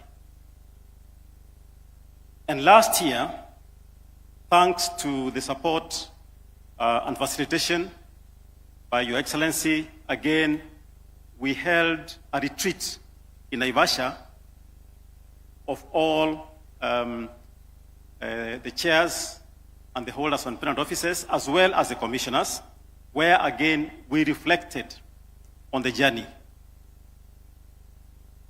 I will pick out some highs and lows, or hits and misses.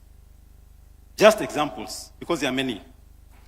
On the lows, what cuts across us is budgetary support that is insufficient.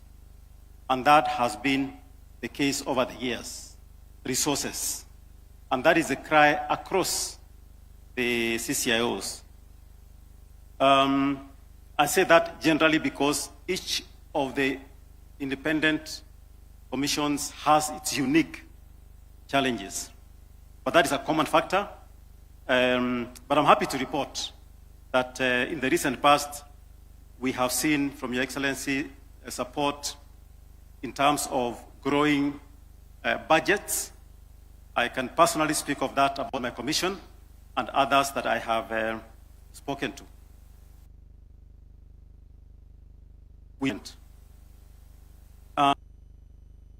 Broad issue was one of mandate. There's a continuing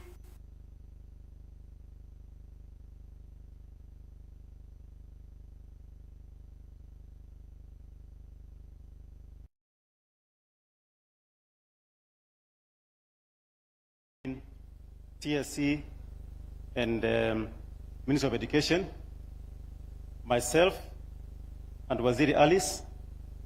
These ones as we fight diplomatically. But we have those issues.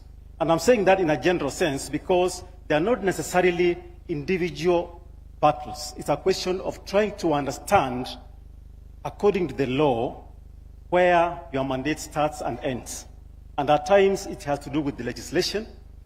At times it's a question of not being able to understand where really, if the law is interpreted properly, where you fit. Occasionally, it's deliberate, but that again cuts across.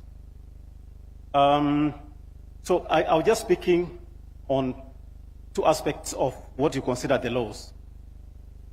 Focusing on the highs, the hits.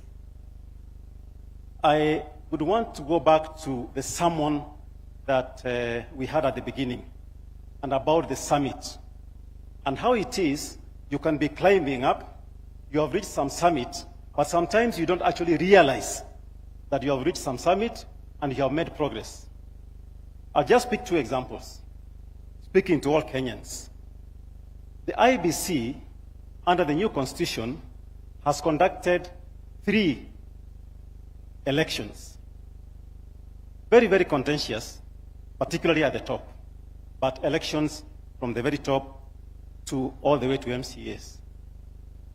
Now, I know we listened to some young people, 20 years or so, who were born around 2010, the young children, and there are many others, even in this gathering, who may not know that there's a time elections were presided over by an individual known as supervisor of elections. And that supervisor of elections was assisted by returning officers who were district commissioners. Now, I'm certain if we are to do a quick poll in this room, very few Kenyans would want to go back to that scenario. What am I saying? What we need to look at is, in terms of the positives, is to ask ourselves, we have these institutions. How can we support them and make them stronger rather than destroy them and have the alternative of where we came from? Another example is judiciary. I think Lady Justice Jokin Dung spoke to this. We have a very robust process of getting a Chief Justice, of getting Supreme Court judges and judges all the way down to magistrates through the Judicial Service Commission. And they apply, they are vetted, they are interviewed live on TV, a very comparatively transparent process. So, back to the example that the judge provided. In the good old days, probably tomorrow morning at lunch hour, you open your TV or radio, it's an announcement. His Excellency has appointed Mr. Otachi as the new Chief Justice or as the Supreme Court judge. And that was the beginning and end.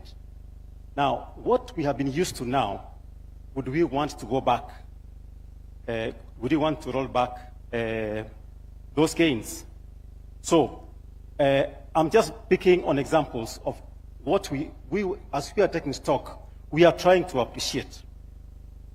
The point I'm making is every now and then you see attacks on constitutional commissions and independent offices. But even as you look at those attacks, we should ask ourselves whether we want to look at a glass that is half empty or half full. On our part, and on my part, I want to look at a glass that is more than half full. I would say the glass generally across CCIOs is about 75% full. So that remainder, which are the laws, how can we work around the supporting? To conclude, I just wanted, because I was told to make highlights. To conclude, we are having a very robust discussion that is across generation. We have had Gen Zs come strong, very strongly, raising their voices.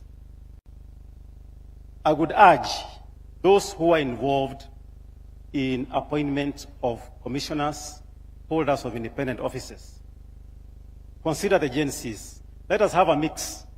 Mnakaa kwa commission, kuna wazee pale, kuna Gen Z pale, then you are able to talk to each other. Currently, I think the youngest commission I know of is actually a vice chair of IBC, Fahima Arafat, a young lady from a sort of marginalized community. I want to imagine you should be able to have those young people. I don't know whether 32 is Gen Z. Is that millennium? Millennial. Your Excellency, I know you started your career as a Gen Z. You got into politics in the 20s. So, can we encourage the Gen Zs? Can we bring them on board in this space so that they are not out there complaining, let them come in. Even, Your Excellency, even as you recycle us, see, when I'm about to finish this one, I'll come to you and be in MATIANG'I. But even as you recycle us, can you also look at the younger generation? Can we as Kenyans, as we go about our business, how can we get the younger Kenyans being part and parcel of that summit of the Constitution? I hope I have been brief enough, because I know the other speakers. Asanteni sana.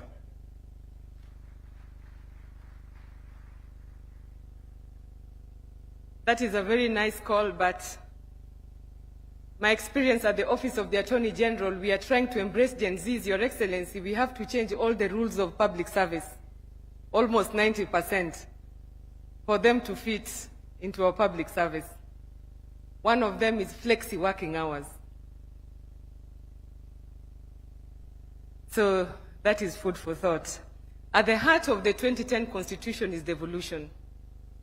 We would be remiss if we did not allow the chair of the Council of Governors, Ahmed Abdullahi, to address this convocation. Very brief remarks, kindly.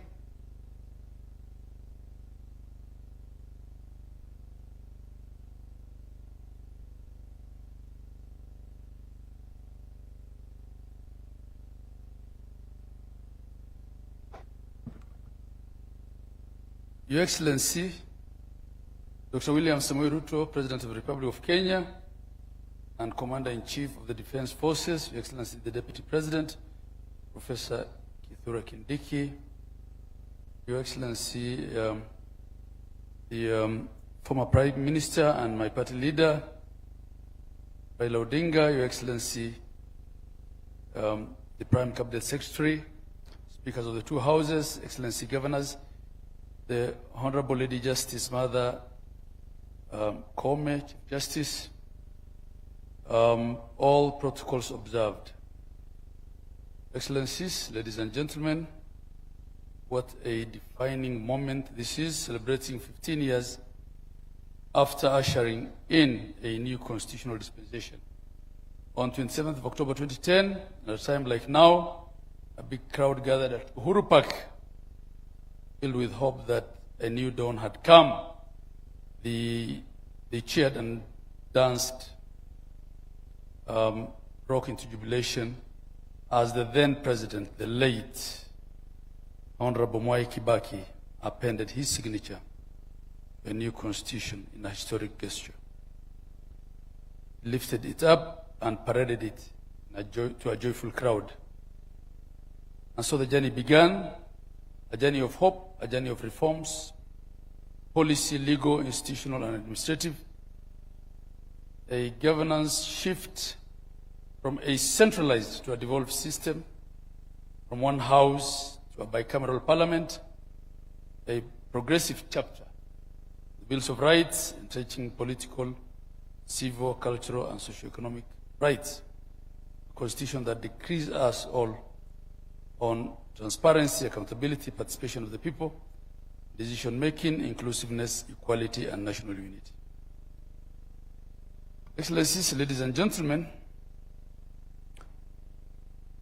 one of the most radical shifts in governance the world has ever seen was brought in by that new constitution 2010, the 27th of August that year. Devolution, which established two levels of government. That's why at the Council of Governors, we have a motto or a tagline that states 48 governments and one nation. Article 6.2 sums it all up for us, that governments are at the national and county levels, and they are distinct and interdependent and shall conduct their mutual relations on the basis of consultation and cooperation. Article 174 of the Constitution captures the objects, the purpose of devolution very succinctly. Devolution is not only concerned with economic development, it was meant to foster also national unity, democratic and political inclusion, and facilitate the decentralization of power responsibilities, and resources, all aimed at bringing decision-making and services closer to the people. Devolution, as I've said in many forums, is indeed the truest definition of bottom-up social, economic, and political transformation. And in a summarized way, Your Excellencies, ladies and gentlemen, Kenya has recorded notable improvements in all sectors that are devolved, including health, pre-primary education, agriculture, livestock development, water, roads, environment, climate action, trade, and cooperatives. For instance, just a case in point, there wasn't a single pre-primary school teacher on the payroll of national government in 2013. And currently, the payroll of county governments, there are over 50,000 pre-primary teachers. And the same can be said of all sectors that are devolved. We also celebrate the fulfillment of the not more than 2/3 gender rule in all our county assemblies, unlike in the national parliament, and in our county executive committees. Your Excellencies, ladies and gentlemen, Devolution has done its bit and continues to do its bit in bridging the tale of two Kenyas. As we celebrate Katiba Day today, this commemoration comes at a time when the nation is openly discussing the very challenges that led to the Constitution. Therefore, these demands that have been made are not new. They are the very promises of our Constitution. In fact, the socio-economic and environmental challenges that we have, in our view, at the Council, would have been worse without devolution. They would have been worse without Constitution 2010. We therefore must jealously guard this Constitution, including devolution and devolved governments. As county governments, we continue to aspire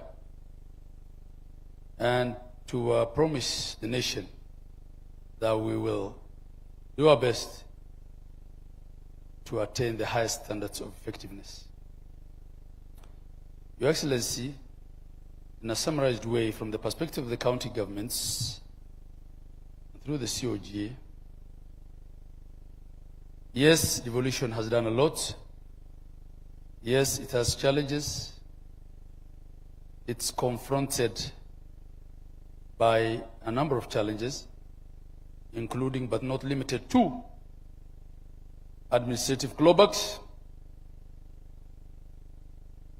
lack of uniformity in the application of the law, should I call it prejudice, by some oversight organs and some independent officers, inadequate resources, and delay in financing. We also have issues of the existence of subsidiary legislation and policies that predate the Constitution, not to mention the supremacy battles between the organs created by this very Constitution. In order to strengthen devolved governments, the following bold and strategic actions must be taken. Fast track the transfer of all functions and the attendant resources pursuant to the completion of the unbundling of functions. Urgently undertake policy and legal reforms to align them with the Constitution, considering that devolution is now a reality. Increase the equitable share to the county governments to enable them perform their functions optimally and ensure timely disbursements. Strengthen intergovernmental relations, galvanize the support of development partners and the private sector and the civil society so that we share the promise of devolution is as captured in our Constitution. Your Excellency, part of what we suffer here is also a bit of stereotype. As devolved units, my sister, the AG that I really respect, referred to audit queries that say there's a lot of waste in counties. I haven't seen any audit queries that say there's more waste in counties than in the national government. I think that's part of the stereotype that we deal with as counties. I think I would really want to see that report and share it with the governors. As I conclude, I leave you on this reflective note, that we should ask ourselves today, are we living to the ideals of our Constitution? When we meet here again, inshallah, in 15 years, will we still be confronted by the headlines of today? From today, let's all of us, because it's leaders of this country that are seated in here, and we're all leaders. We've been told it's not only the president that we should be pointing fingers at, we're all leaders in our own right. Let's all become champions of our Constitution, from our homes, to our churches, to our mosques, to our temples and shrines, and to our offices. And let's all recognize that devolution is indeed one of our national values. I thank you all, and God bless you.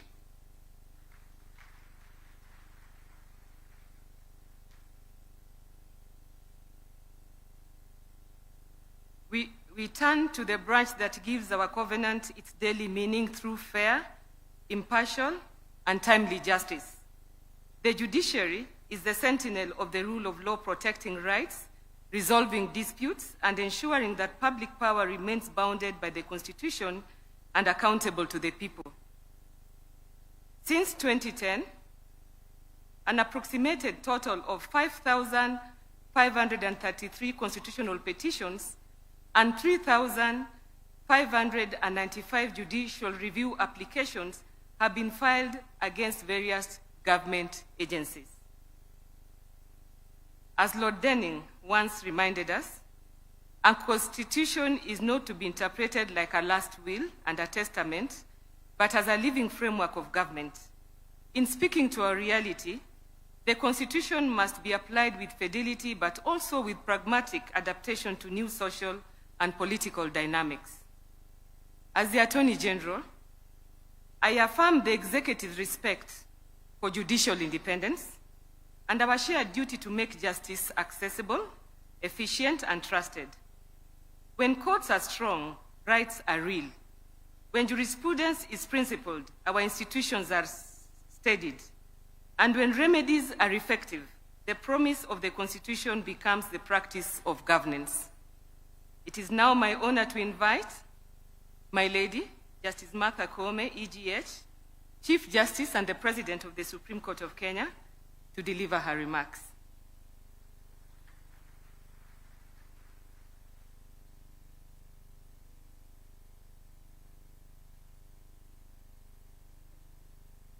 Thank you very much, the Honorable Attorney General, who is also the titular head of the bar. Your Excellency, the President of the Republic of Kenya, and Dr. William Samoei Ruto, allow me, for the interest of time, to abide by all the protocols that are being established and say that I recognize all the distinguished participants here this evening. It is an honor, a very great honor for me, to join you all today for this historic Katiba Day commemoration, a day that reminds us of our collective resolve as a nation to live under the transformative vision of the 2010 Constitution. I also, Your Excellency, join the other speakers to thank you most sincerely for declaring that going forward, 27th August will be commemorated as Katiba Day, and also for convening this important summit and for bringing together the leadership of all arms of government, county governments, constitutional commissions, and independent offices to reflect together on the promises, responsibilities, and the enduring vision of our Constitution. The very fact that we are gathered here across and governance mandate is itself testament to the spirit of our constitutional democracy. This gathering demonstrates that while we may have different roles, different perspectives and mandates, we are all united in our fidelity to one supreme law, to one people, the sovereign citizens of Kenya. Our Constitution establishes constitutional democracy, a system in which the will of the people is exercised within the bounds of the Constitution. And I wish to clarify that Judiciary does not exercise overreach. When we interpret the Constitution, we are merely breathing life and spirit to the Constitution. And should there be overreach, it is quickly checked on appeal, and the issues are brought within the four contours of the Constitution. Unlike other forms of government, a constitutional democracy system is not merely a majority rule, but it is about a majority rule that is restrained and guided by the rule of law. It is about the protection of the fundamental rights and recognition of dignity of every individual. The Constitution is therefore both a shield and a compass, as it protects the weak, the vulnerable, and marginalized, while guiding our nation's leadership towards justice, equality, and inclusion. The constitutional promise of national cohesion and prosperity cannot be secured by political or economic power alone. They flow from fidelity to the Constitution, respect for diversity, and inclusion in governance. Our Constitution envisages a Kenya where all communities, regardless of their size, and all citizens, regardless of their station in life, would have an equal claim to dignity, opportunity, and justice. Going forward, I hope this discussion we are having today can take part in all our counties, in all our constituency, in all our wards, in all our families, so that Kenyans can embrace constitutionalism, they can internalize the Constitution, they can own and they can claim the rights that are enshrined in the Constitution. Because when we uphold the Constitution, we nurture cohesion, and in turn, cohesion turns and becomes the fertile soil upon which peace and prosperity of our nation will grow. It is important to use this Katiba Day commemoration to reaffirm the fact that the heart and soul of our constitutional democracy are strong, independent, and accountable institutions. These institutions are designed not to operate in isolation, not to serve themselves, but to serve fleeting interests, but not also to serve fleeting interests, but to serve the people of Kenya. Every decision we make, be it in the judiciary, in the executive, or in the legislature, the question we must ask is how it impacts on Kenyans and how it promotes the spirit of the Constitution. The judiciary, in particular, occupies a unique place in this framework. It is the guardian of the Constitution, the arbiter of disputes, and the protector of our rights. The judiciary that is weak, a judiciary that is captured, a judiciary that is beholden to any authority cannot fulfill this mandate.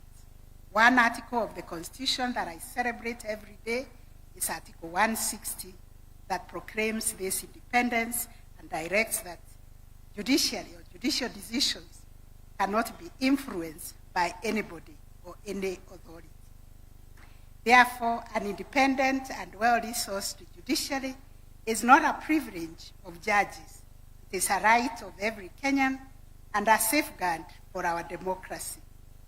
Judicial accountability has been critical to consolidating public trust, because independence goes hand in hand with accountability.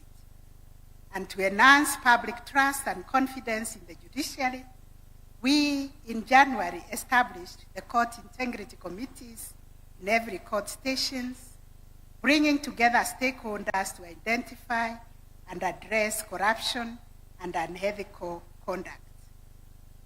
At a sectoral level, the judiciary, working with other agencies in the justice sector through the National Council on the Administration of Justice, spearheaded the anti-corruption strategic guiding framework for the justice sector, which was launched, Your Excellency, in March 2025, and it promotes a coordinated action in tackling corruption across institutions in the justice sector. On the other hand, the Judicial Service Commission has, since the promulgation of the Constitution, diligently carried out their constitutional mandate of ensuring accountability within the judiciary by receiving and investigating complaints against judges and judicial officers. To date, the Commission has processed a total of 946 petitions against judges, reflecting the seriousness with which it treats public grievances and the commitment to upholding integrity in the administration of justice. 4 judges have been removed from office over this period. At present, only 95 complaints remain pending, most of which are at various stages of inquiry, demonstrating both the efficiency and transparency of the Commission's processes. In addition, 210 judicial staff have been dismissed from service after due process as established misconduct on their part, which is also a clear signal that ethical lapses within the institution will not be tolerated. These figures illustrate not only the robustness of internal accountability mechanisms, but also determination of the Judicial Service Commission to maintain the highest standards of professionalism and public trust. Your Excellency, distinguished participants, democracy thrives when institutions play their constitutional roles faithfully. The executive and legislature embody the majoritarian principle, reflecting the will of the majority. The judiciary embodies the counter-majoritarian principle, ensuring that constitutional limits are respected and that rights of every individual, including the rights of the minority, are protected. I must emphasize this balance is delicate but essential for accountability and proper governance. If the judiciary were to come under the control of any authority, or if its independence is compromised, the safeguard against abuse of power would collapse.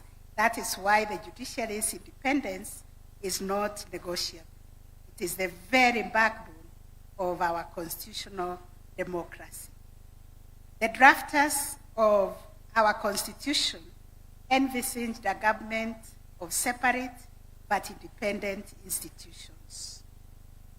The executive, the legislature, judiciary, county government, independent offices, and commissions are all designed to check and counterbalance each other while working in harmony for the common good of our people. Mutual respect and constructive cooperation among institutions is absolutely critical. It is a constitutional requirement. When an institution remains faithful to its execution of the responsibilities and accords respect to other institutions, our democracy is strengthened, not weakened. Since the promulgation of the 2010 Constitution, the judiciary has undergone profound transformation through reforms in access to justice, the establishment of specialized courts, adoption of technology, and development of robust jurisprudence. The judiciary has sought to live up to its constitutional calling. The jurisprudence of our superior courts has clarified the scope of constitutional rights, reinforced the independence of institutions, protected devolution, strengthened electoral justice, and affirmed the supremacy of the Constitution.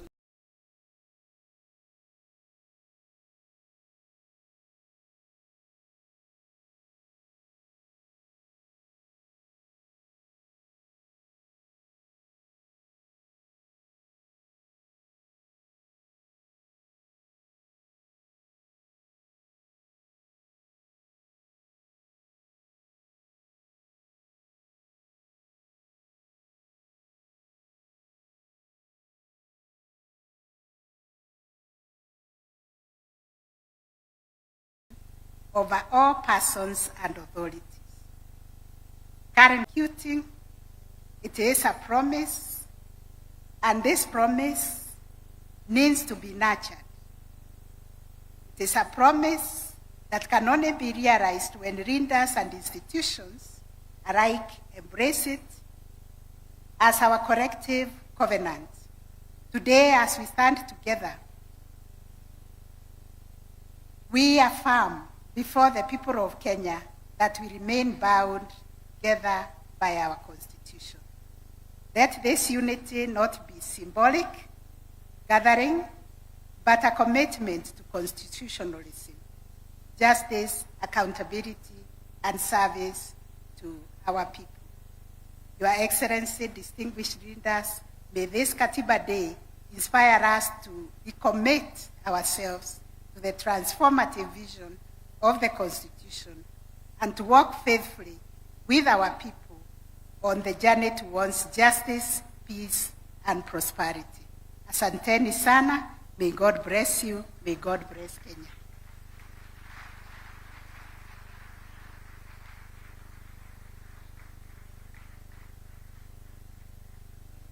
I join my lady in realizing that there are important lessons to draw from judicial reflection. Chief Justice Beverly McLaughlin from Canada once stated that a constitution is not simply a legal document, it is a living tree which, by its very nature, must grow and adapt within its natural limits.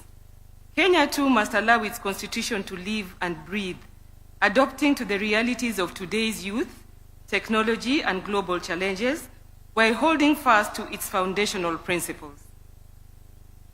We now turn to the arm that translates our national aspirations into binding law, allocates resources, and holds the executive to account on behalf of the sovereign people. Parliament embodies representation, legislation, and oversight grounded in our national values and enriched by public participation so that the promise of the Constitution becomes the practice of everyday governance. And I wish to confirm that the public participation bill is before Parliament, and the Leader of Majority promises that soon we'll have a legislation on that. As Attorney General, I affirm the Executive's commitment to constructive interbranch committee, candid scrutiny without recourse, cooperation without capture, and respect for the distinct mandates that make our republic stable and responsive. A principled legislature strengthens policy, safeguards public finance, and sustains public trust. It is now my honor to invite the Right Honorable Dr. Moses Masika Wetangula, EGH Speaker of the National Assembly, to deliver his remarks.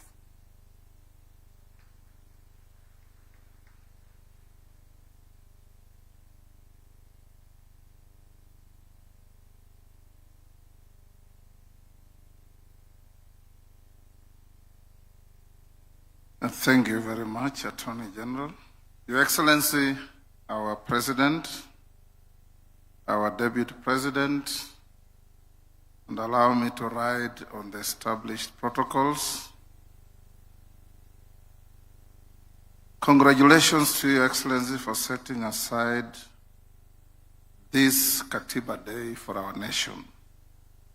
It reminds us, in case we forget, that this was a long, winding journey to get to this Constitution. Today marks 15 years since the promulgation of the Constitution of Kenya. Katiba Day is therefore a day to reflect on the 15-year journey of the implementation of the Constitution by celebrating the milestones we have made so far. It is noteworthy that the Constitution of Kenya 2010 marked a paradigm shift from the governance structure under the repealed Constitution by, among others, recognizing the centrality of the people in the conduct of the affairs of our nation.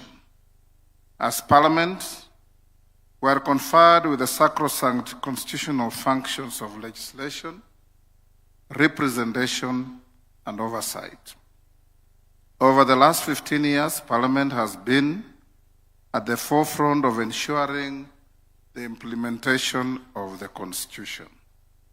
Your Excellency, ladies and gentlemen, looking at the 15-year journey, the following is a highlight of our key achievements as Parliament, more particularly the National Assembly.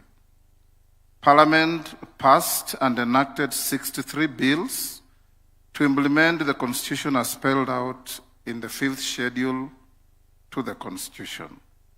The legislation included legislation on leadership and integrity, representation of the people, land and environment, devolved government, public finance, and the public service, among others. Parliament has also passed and enacted 471 bills that have promoted good governance and social and economic development of the country. The bills include the recently passed Anti-Money Laundering Amendment Bill 2025 and the Conflict of Interest Bill 2025, which are now acts of Parliament.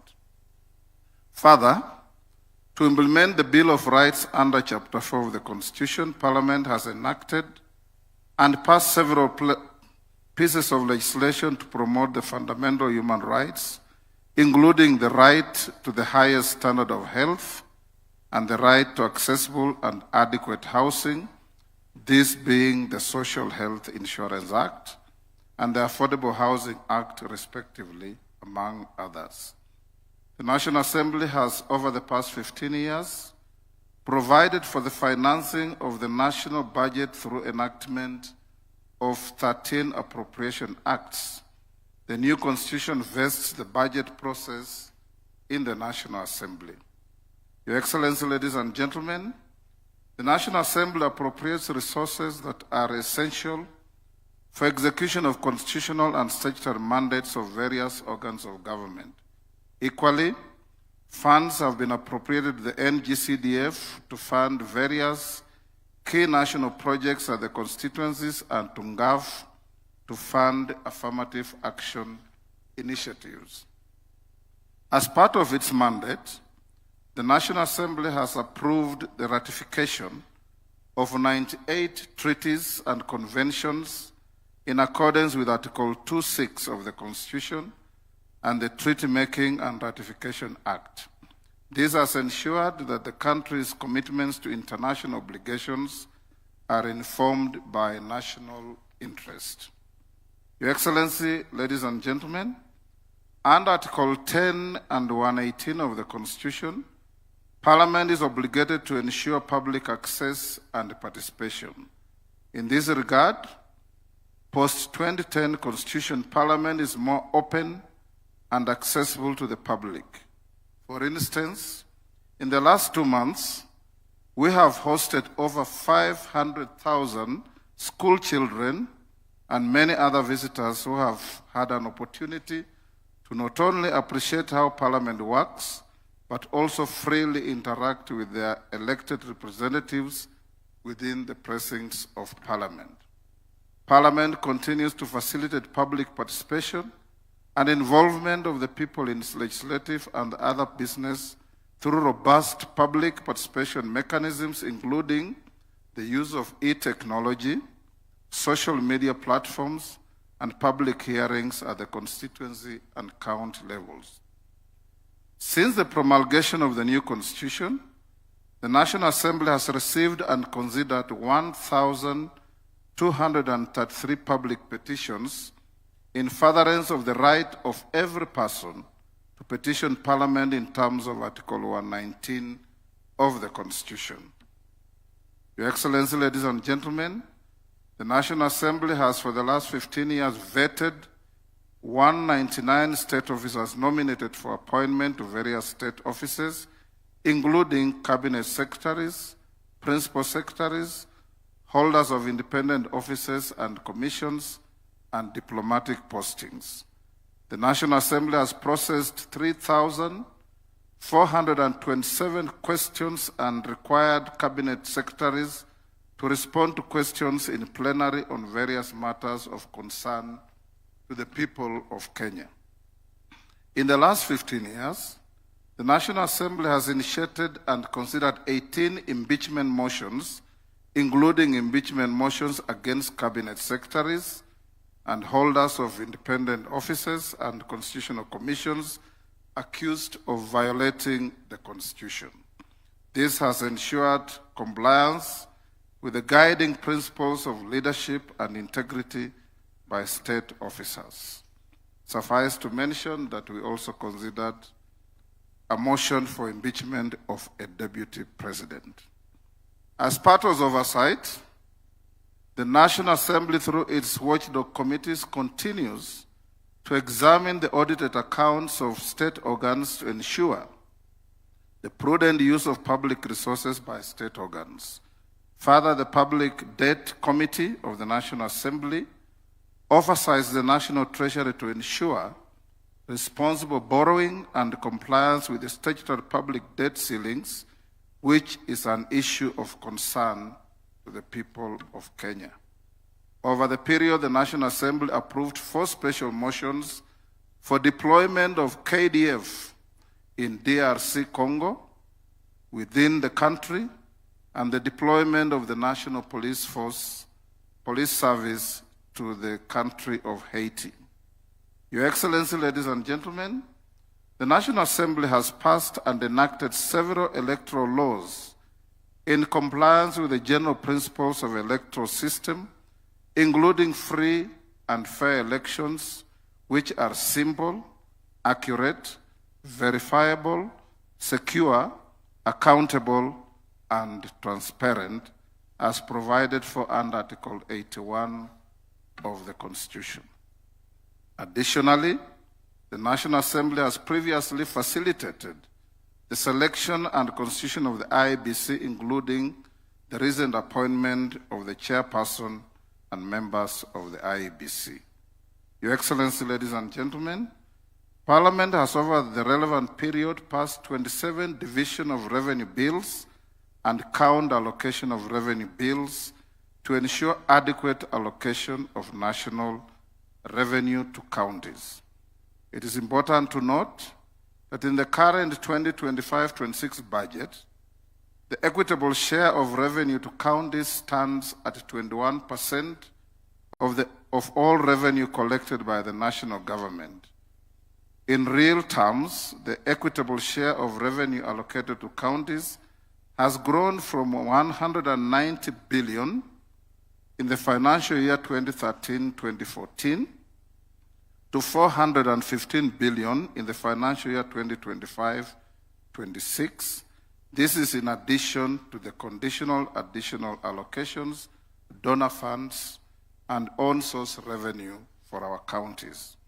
The National Assembly also engineered the operationalization of the House of Senate and 47 county assemblies by extending training, capacity building, and provision of startup staff. This cooperation and collaboration remains a continuing engagement by the National Assembly and other legislative organs.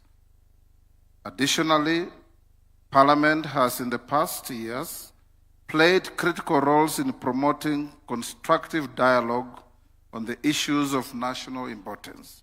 An example of such is the Building Bridges Initiative and the National Dialogue Committee process, commonly referred to as BBI and NADCO, respectively. Your Excellency, ladies and gentlemen, while the achievement of the 2/3 gender rule has been elusive, the country has recorded a progressive growth of elected women in various categories. From 16 elected women members of parliament in single constituencies in 2013 general elections, we now boast of 29 women members of parliament, not to mention the 7 women governors elected by the people of Kenya. We have also recorded a significant number of elected youth to the National Assembly, which stands at 46 in the current National Assembly. Similar impressive numbers have been recorded in all our 47 counties. The Constitution 2010 led to the establishment of a bicameral legislature and increased members from 224 to 418. To this end, Parliament has undergone several structural developments to cater for the increased membership, including construction of the office complex, namely the Bunge Tower, and other attendant facilities. Your Excellency, ladies and gentlemen, from the foregoing, Parliament has indeed made great strides and achieved key milestones in facilitating the realization of the aspirations of the people of Kenya under the new Constitution. Our Parliament has become an admirable and appreciable benchmarking center for many parliaments seeking to learn on best practices and ideals of parliamentary democracy born out of our 2010 Constitution. Going to the future, Your Excellency, it is necessary to enact a clear law that deals with the issue of public participation. The Attorney General, cooperating with Parliament, has a draft bill that is before the House, which is now being harmonized by the House Committee with 2 other bills that were drafted by individual members, so that we can simplify and make public participation user-friendly, cost-effective, to avoid unnecessary and unhelpful duplex processes. On this particular matter, I have had discussions with Her Ladyship, the Chief Justice. I can give an example. We had a bill called the Sugar Bill. It started from the National Assembly, went through public participation, using public resources.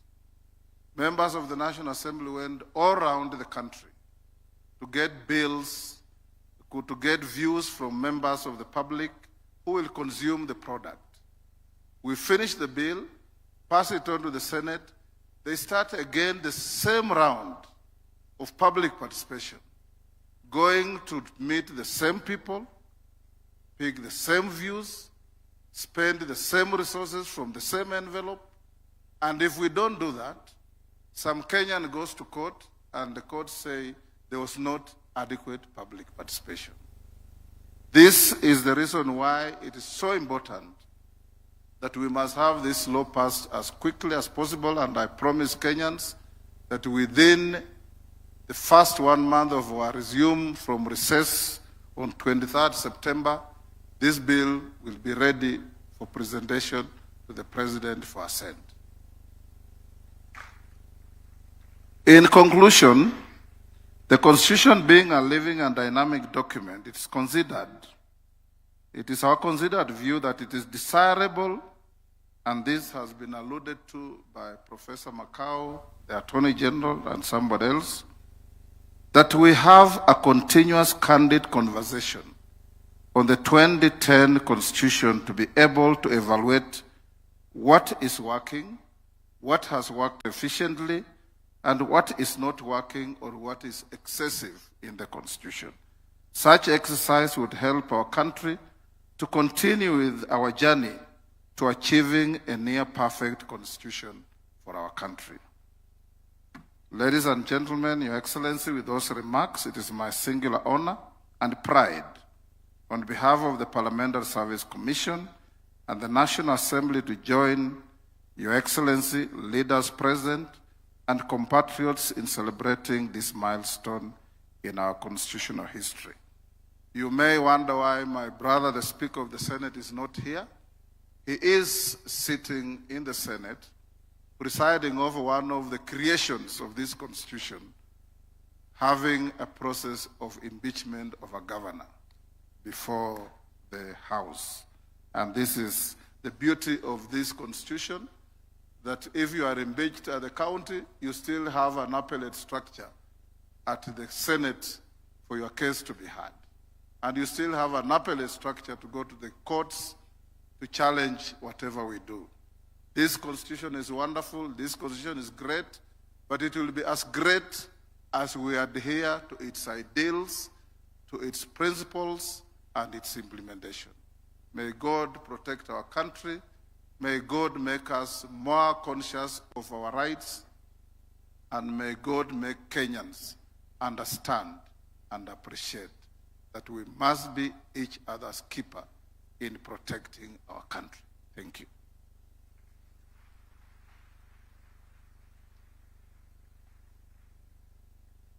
Your Excellency, the President, fellow Kenyans, distinguished ladies and gentlemen, as my duty comes to an end as the mistress of ceremonies for this segment, join me to thank our speakers for a candid reflection of our Constitution, the Chair of the Constitutional Commissions and Independent Officers, the Honorable the Chief Justice, the Speaker of the National Assembly, and to our artists who remind us that the Constitution also lives through culture and community.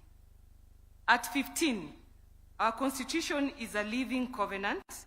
It restrains power, secures rights, advances devolution, and insists on integrity, inclusion, and accountability. Today's reflections are not ceremony. They are our report to the people, what has worked, what must improve, and how we renew trust through lawful, ethical, and service-centered governance. As the Attorney General, my office's duty is straightforward: to uphold the constitutionality in executive action, to steward sound legislation through clear drafting and rigorous review, to defend the public interest in our courts, and to facilitate principled cooperation among institutions while respecting their independence. When each arm performs its mandate and does so within the law, the promise of Katiba becomes the practice of everyday life.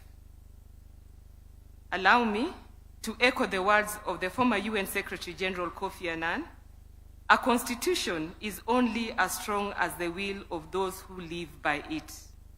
Today we are called to renew that will, to make the Constitution a living covenant, not just a historical document.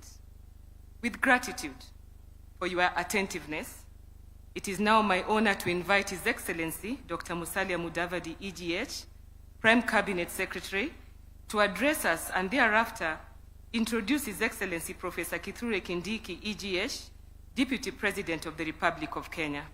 Thank you for the pleasure of your company. Thank you.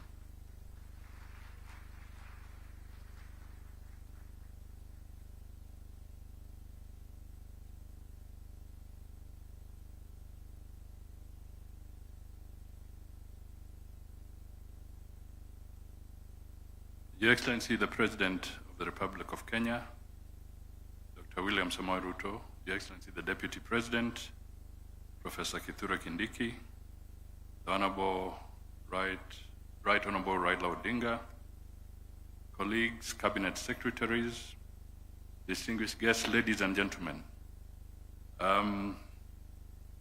Your Excellency, let me join the long list of those who have congratulated you for this very important proclamation you have made in declaring this day an annual observance to renew our nationalism and commit to the ideals that bind us as one nation. I trust it will also be a good signal to the Ministry of Education to reintroduce civics as a fundamental subject in our educational institutions. Today, Kenya joins our over 60 countries globally that have designated and commemorate National Constitution Days. These include nations such as Norway, Denmark, the USA, China, and India, among others. Notably, Kenya now stands among the pioneering states in Africa to establish and observe a National Constitution Day. Your Excellency, the noble decision to designate the Katiba Day is long overdue but timely. For example, India, the world's largest democracy, adopted its constitution on November 26, 1949. But it was not until November 26, 2015, that the country officially began commemorating the Constitution Day. Similarly, it was not until 2024 that the United States of America officially established commemoration of the Constitution Day every 17th of September.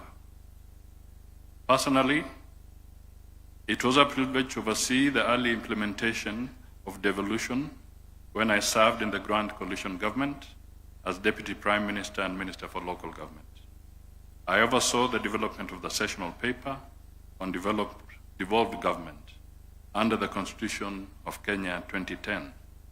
Today, we all celebrate the decentralized power, fostered equitable development, and we celebrate our diversity, making devolution a cornerstone of the Constitution.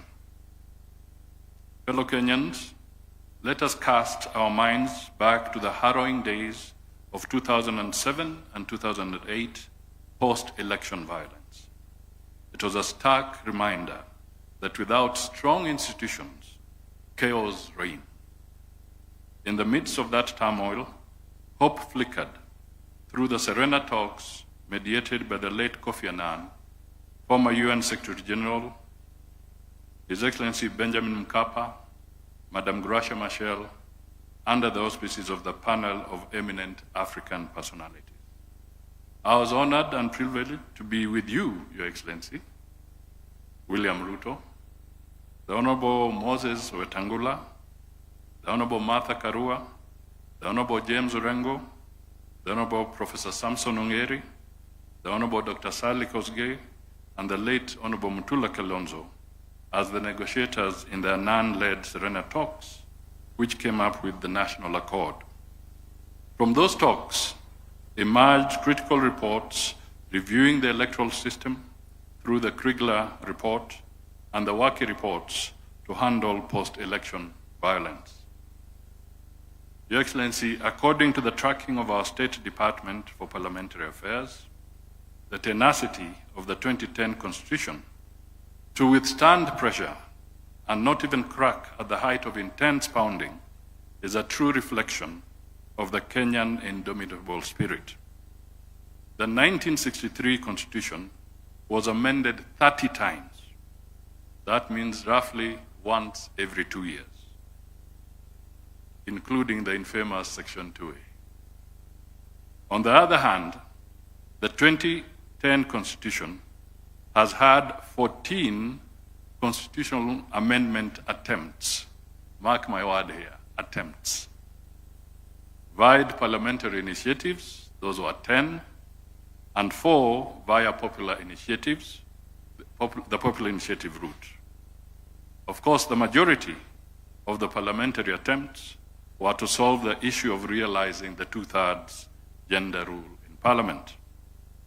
Let me just take a minute to reflect on the 4 popular initiatives. The Speaker has partly touched on them. 1, the Building Bridges Initiative, via the Constitution of Kenya Amendment Bill of 2020, which contained some 74 proposed changes. Then came the Okoa Kenya initiative, spearheaded by the CORD coalition around 2015, which sought electoral reforms, changes to the structure of the IEBC, and increasing funding to counties under Article 203. Third, there was the Okoa Uchumi initiative in 2016, led by a civil society coalition aimed at physical reforms by amending provisions on public finance management. Lastly, there was the Punguza Muzigo Bill of 2019, sponsored by Ukuru Akot and the Third Way Alliance, which proposed far-reaching changes, including reducing the number of members of parliament, abolishing nominated seats, strengthening county governments, and altering the presidential term limits. Having looked at those, let me also pose a few rhetorical questions. Is it impossible to amend the 2010 Constitution? Or did the attempts not meet the constitutional threshold to amend? Or is it the Constitution resisting, amendments for want of procedure? Finally, does it also mean that this Constitution does not pander to political fiat? 15 years down the line, in this spirit of vigilance, we must firmly oppose any amendments that undermine the basic foundations of constitutionalism, particularly those that erode the sacred principle of separation of powers. The 3 arms of government, the executive, the judiciary, and the legislature, are independent, yet profoundly interdependent. Your Excellency, this Constitution has also been tested and proven to be built to create strong institutions. All of us will remember when on 1st September 2017, the Supreme Court surprised all and sundry when they annulled a presidential election. The executive then respected the court ruling, and the country went back to a repeat presidential election, the first such action on the African continent. That moment showed that Kenya, through the 2010 Constitution, had grown into a mature democracy. Your Excellency, as we celebrate the strides of the 2010 Constitution, let us be clear, the Constitution is not an end in itself, and this has been said by previous speakers. The one thing that we need to resolve is the need to look at the cost of implementation of the Constitution. And indeed, the Speaker has articulated this very effectively. We, from the Department of Parliamentary Affairs, have audited the legislative agenda of the government for the next 5 years since we came in under your leadership, Your Excellency. And the costing indicates that if we were to follow the normal route that we are taking today, it will cost us about 18 billion Kenya shillings to just deal with legislation, drafting of policies, and working towards that. And this is something that has been brought out, costed by the individual departments. Now, we must look at it in the context of the impact on the taxpayer. Is there value for money if we use 20 billion shillings on policy documents, or should we provide medicine in our hospitals and build bridges? This is a fundamental question that Kenyans ought to reflect on, and hence the importance of the public participation bill. We cannot have multiple layers of public participation on the same issue, from the executive to the parliament, to the county governments, to the technocrats, multiple layers on the same issue. That, in my view, is robbing the Kenyans. We need to look at it carefully. Finally, Your Excellency, having said all this, I was very careful. I came with written remarks because on matters constitution, you don't want to be misquoted. But let me end by once again saluting Kenyans for the 2010 Constitution and really reiterating that this is a foundation of our legacy as a stable democracy, and through a stable constitution, stable democracy, we shall attract more investment and create better opportunities for our Kenyan people. It is now my duty, Your Excellency, to invite His Excellency the Deputy President to come back to the podium so that he can navigate us to the final stage with you. I just want to tease him a little bit as he comes. I saw in the program, Your Excellency, the song, My Land is Kenya, and I was waiting for it because the writer and composer of that song was a gentleman who went to Nairobi School, and he was born in Kenya. He was called Roger Whittaker. And this gentleman went to Lenana. Mr. Deputy President, it's your turn.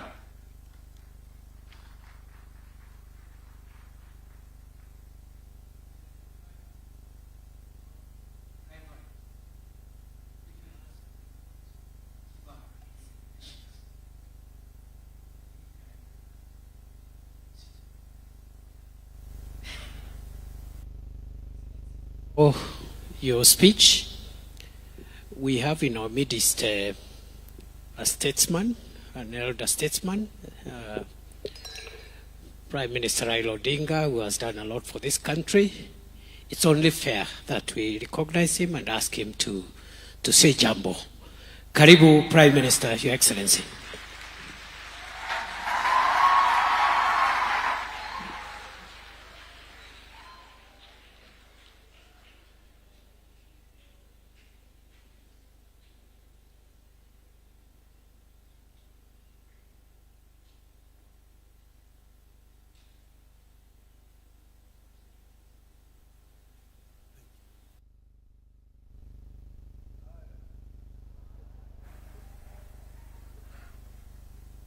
Your Excellency, distinguished guests, ladies and gentlemen, all protocols observed. Hamjambo. Hamjambo tena. I was telling His Excellency there that you should have started this meeting at 9 o'clock in the morning. This is a very important subject that you don't bring in the afternoon. Most people are tired. But I'm very happy to be here this morning, this afternoon. And let me begin by saluting the people of Kenya who braved a painful struggle, not only to give themselves a new constitution, but also to make the word constitution a popular and a valid subject for discussion in our country. Those who have come of age towards the tail end of the very protracted struggle under this constitution may not believe it. But there was a time when being perceived to be harboring thoughts about a new constitution landed people in jail. I wish to pay unreserved tribute to those citizens of Kenya, the living and the dead, who braved the worst in order that Kenya may get a new constitution. And here, you may remember some of them. The late Masinde Muliro, my father Jaramogi Oginga Odinga, Martin Shikuku, George Ndenge, Ahmed Bamariz, Philip Gachoka, and then my other teams, the Young Turks, Paul Mwite, James Orengo, Professor Nyang' Nyong'o, Yua Ger, Toby Manyara, Kitui. And then members of my parliamentary select committee who started the serious process of making a new constitution. One of them, His Excellency the President here. The other one, son of Anna, the Prime Cabinet Secretary. The other one, Kalonzo Musyoka, Noah Katanangala, the late George Anyona, Martha Karua, those others there. I want to congratulate all of them. There's so many other Kenyans who made it possible for us to have a new constitution. With the proclamation, I want to first say that I want to thank the government and the president for proclamation that has made this day a Katiba Day possible now and into the future.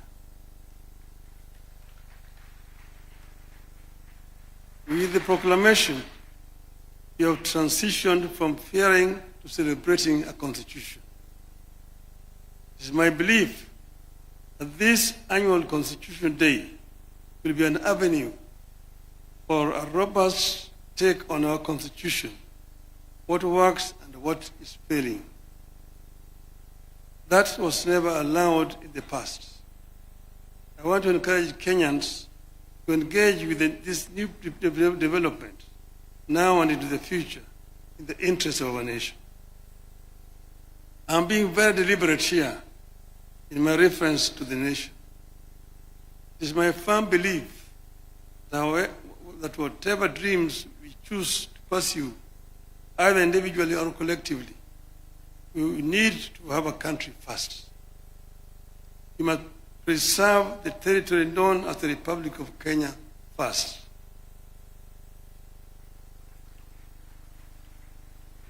Then, within that territory, you can agree or disagree on the validity of our dreams as individuals or a nation. Since you promulgated the Constitution 2010, we have reaped a bountiful in some areas and a whirlwind in others. I wish to reflect with you on how some of the institutions that came with the Constitution have improved our country, where others have left plenty of room for improvement. Fellow Kenyans, before the 2010 Constitution, the High Court was identified as a core enabler of the maintenance and extension of tyrannical rule in Kenya. Out of that period, you can barely recall any decision of the old High Court that upheld the people's fundamental civil liberties. That is the period in which the Attorney General declared that the President was above the law. And I hope that my sister here will not follow suit. It was the period of constitutional amendment that removed the security of tenure of judges. Since 2010, the Constitution and Human Rights Division of the High Court of Kenya has set itself apart from the Court of Appeal and the Supreme Court as the most effective vanguard of the people's fundamental civil liberties. The Constitution of 2010 came with a stronger mandate for the Auditor General. From an era where the Office of the Auditor General was heard of only once in a year when it publishes reports and dumped it in Parliament. Our Auditor General since 2010 have been bold, brave, and easily identifiable for standing up for the public interest. Indeed, the last attempt by the Office of the Auditor General to secure software and equipment to monitor the spending of public finances on a real-time basis ended up with an attempt to arrest the holder of the office, then Mr. Edward Ouko, and charge him with corruption. Today, we receive constant and intermittent disclosures of financial impropriety and lack of accountability in government. What we receive is a far cry from what we should be having, but they represent a very drastic departure from what used to be. The Commission for Revenue Allocation also came with the new constitution against the background of a past skewed allocation of natural resources. Since 2010, the commission that was established to make recommendations concerning the basis for the equitable sharing of revenue raised by the national government between the national and county governments among the county governments has managed to do so without accusations of political bias. I believe that without the diligent work of the CRA, devolution would have become the single most divisive development in modern Kenya. Ladies and gentlemen, some of the institutions of the 2010 Constitution have let the country down, of course, in my estimation. The National Police Service, in my view, has left us worse off than we were before 2010. Abuse of the right to life, degradation of human dignity, torture and denial of security of person by the police have increased under the watch of National Police Service. While the current effort by the government to compensate victims of protests offers some ray of hope with regard to policing, it may be time for the country to rethink its approach to police reform. Your Excellency, I know that they have done it elsewhere. They did it next door here in Tanzania. In Tanzania, the police are civil. When they come to arrest you, they come and salute and say, "Ndugu, naomba nikushike." And then you say, "Twende."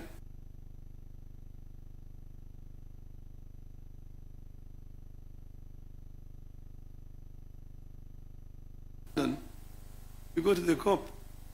They call the Bobby. "Excuse me, could you show me the road to Trafalgar Square?" "Oh yes, Trafalgar Square, yes. Walk straight on. Turn to the left. 100 yards. Turn to the right. Straight on. You can't miss it." They say, "Thank you." They say, "Thank you, sir." In Nairobi, you get lost. Afande, ninyeshe njia ya kwenda Kariakoo. Umepotea? Ndio. Wapi kitambulisho? "Oh, sikubeba kitambulisho, niliwacha nyumbani." "Una kitambulisho?" Bingo. In the cells. Tomorrow you're in court, loitering with the intention to commit a felony. We need to change this.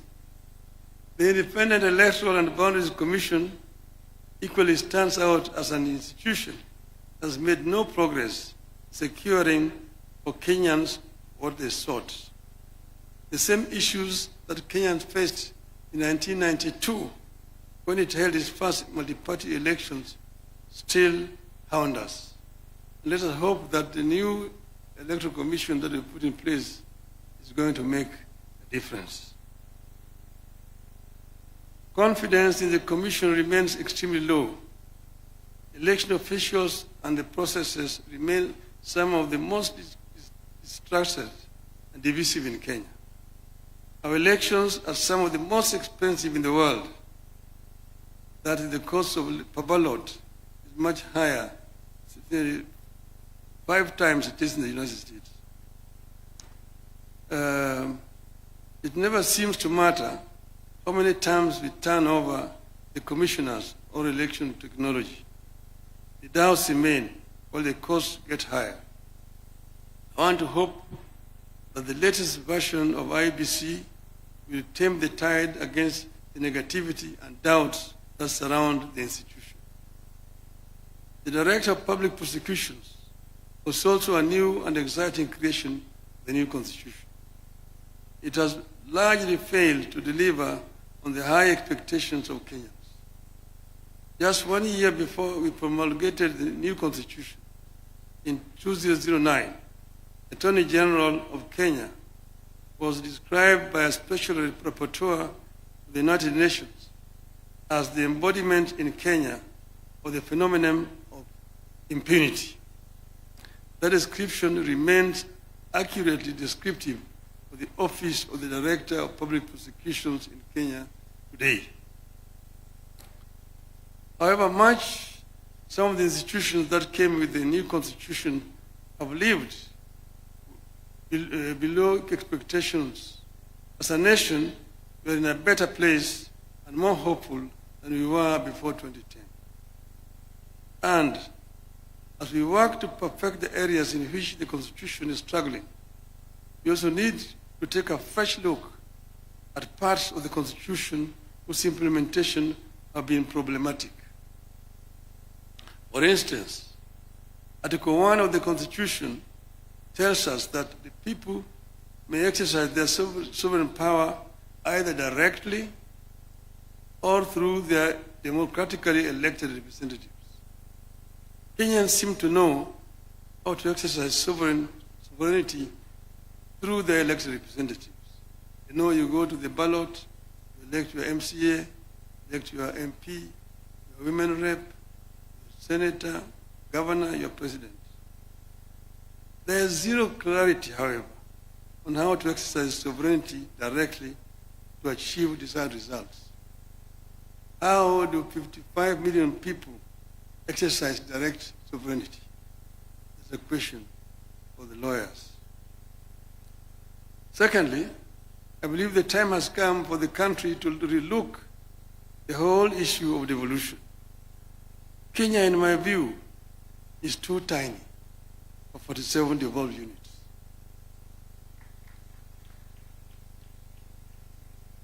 We are just 5 short of the United States, which is a continent. Nigeria, with over 200 million people, has got 34 plus Abuja.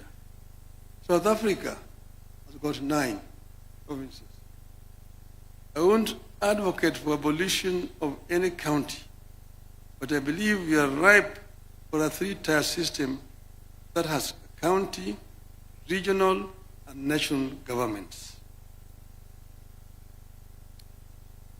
I believe the articles introduced in the Constitution to strengthen the provincial administration need to be reviewed, with a view to abolishing the system.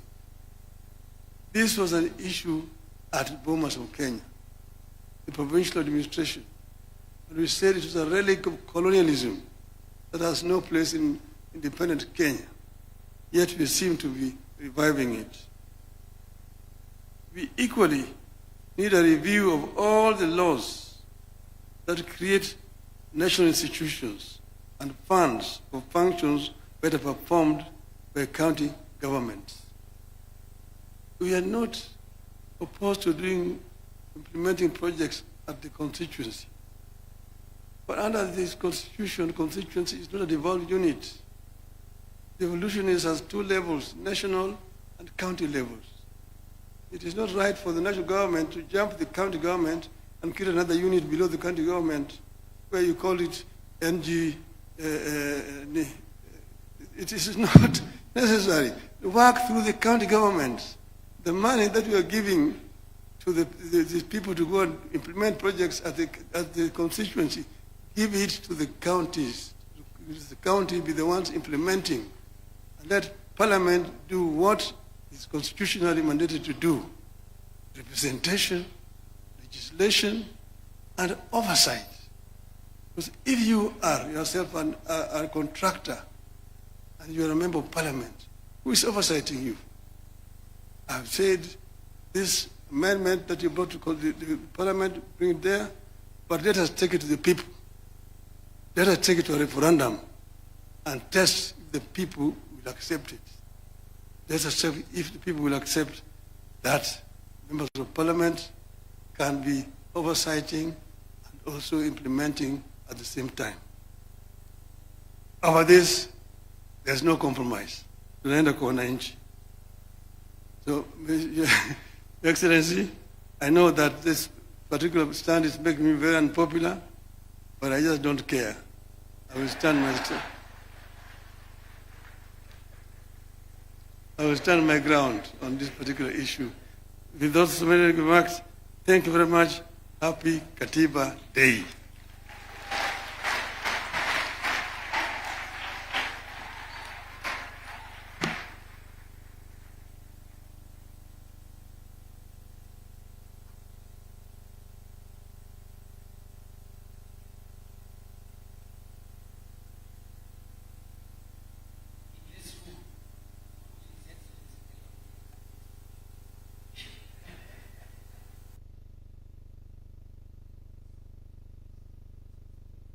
Especially the last one,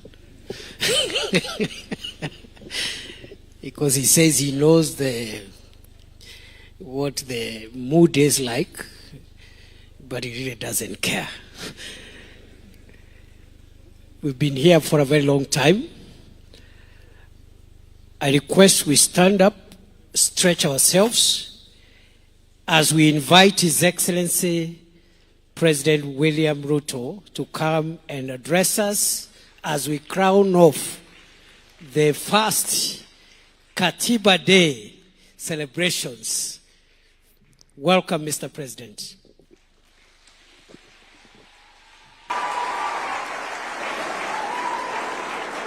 Thank you very much. Please, let's take our seats.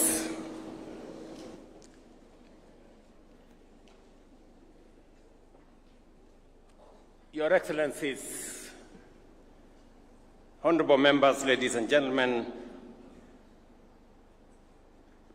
good evening. When I reflected on our journey to a new constitution, and as has been ably put by those who have spoken before me, especially the former Prime Minister, we were members of the Parliamentary Select Committee that midwifed the constitution-making process. At some point, he was chair. At some point, I was chair. But we all participated in this journey. And as I reflected on our journey towards a new constitution, I was reminded in my conscience that when we got a new constitution, we seemed to have said we are done with matters constitution. And that is why I decided that maybe it is time. It may be 15 years down the road, but it's never too late to do the right thing. And that is why I signed a proclamation for us to celebrate this day, the day that we promulgated a new constitution, as Katiba Day. And I want to thank all of you for honoring my invitation so that we can do this together.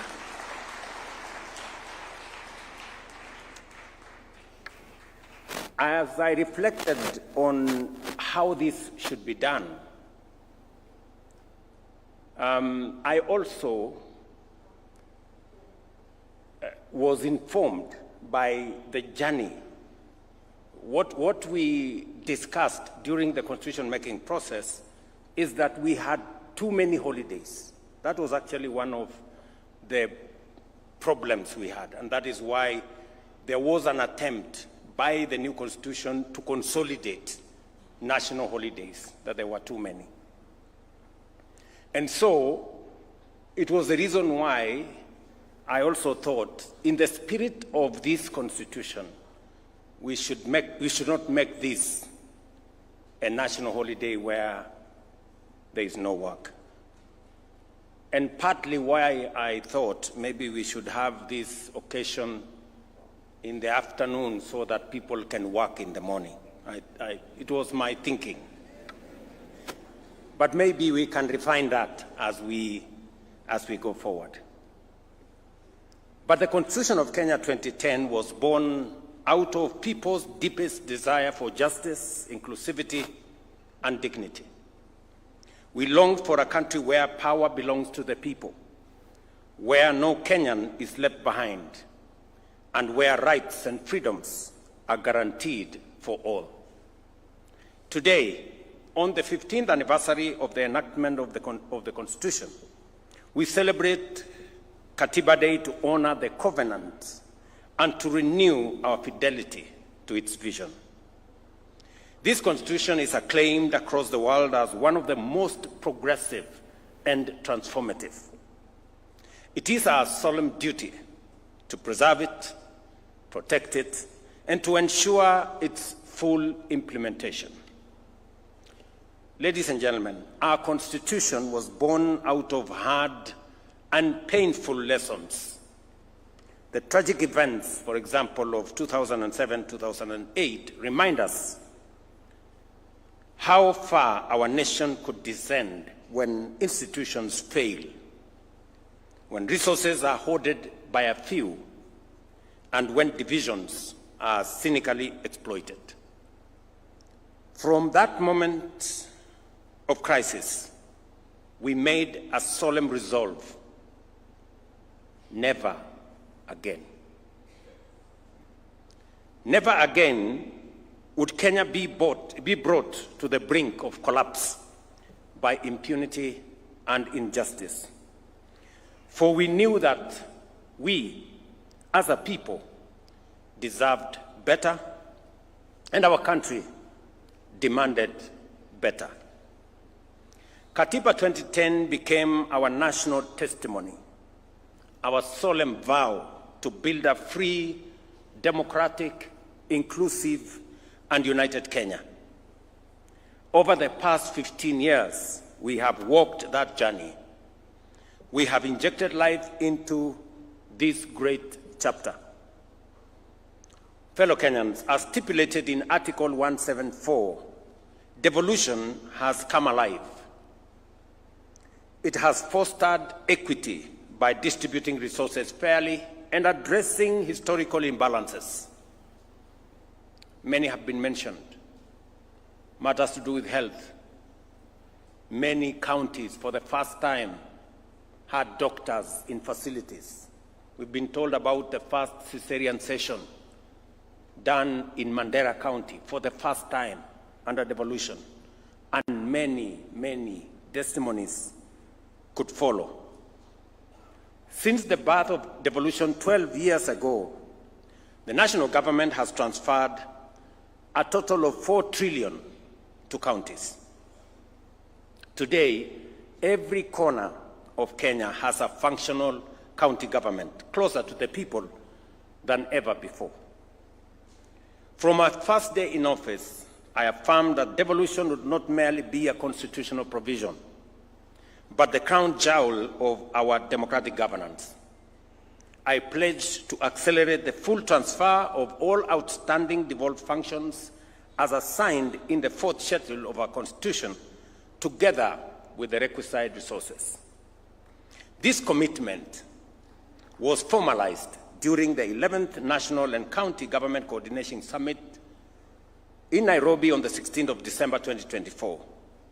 Today, all 14 devolved functions have been conclusively delineated, unbundled, and formally gazetted, eliminating long-standing ambiguities that hampered service delivery and fueled intergovernmental disputes. To further underscore this commitment, 2 weeks ago, I signed into law 2 landmark pieces of legislation: the County Public Finance Law Amendment Act of 2023 and the County Allocation of Revenue Act 2025. In line with Article 217 of the Constitution, these laws reinforce the principle of equitable revenue sharing among counties, guarantees fairness in the distribution of national resources, and empowers county assemblies to play their rightful role and clearly define the respective mandates of both national and county governments. Under my leadership, the national government is committed to support devolution by ensuring timely disbursement of funds and steadily increasing allocation to counties. Under the Division of Revenue Act 2025, we have allocated an unprecedented $415 billion to counties. As chairman of the Council of Governors, FCPA Ahmed Abdullahi has affirmed nearly 30 billion shillings more than last year's 387 billion. I know that my good friend Abdullahi has urged that we should enhance allocation to counties, and I have committed that we will continuously do that. But I also want to ask for the assistance of my county government leaders, the governors. The job of mobilizing resources is a very difficult job. As I mobilize resources nationally, I also want you to work with me and to assist me to mobilize resources at the county.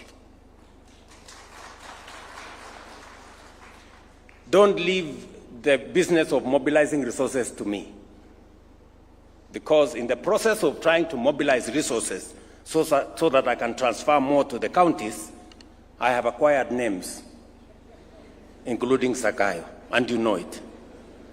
And I know no county governor wants to raise resources locally, although the law now exists for own source revenue. I would want to ask of you, governors, please, even as you urge me to transfer more resources because I have to mobilize, also look at the opportunity to mobilize resources locally.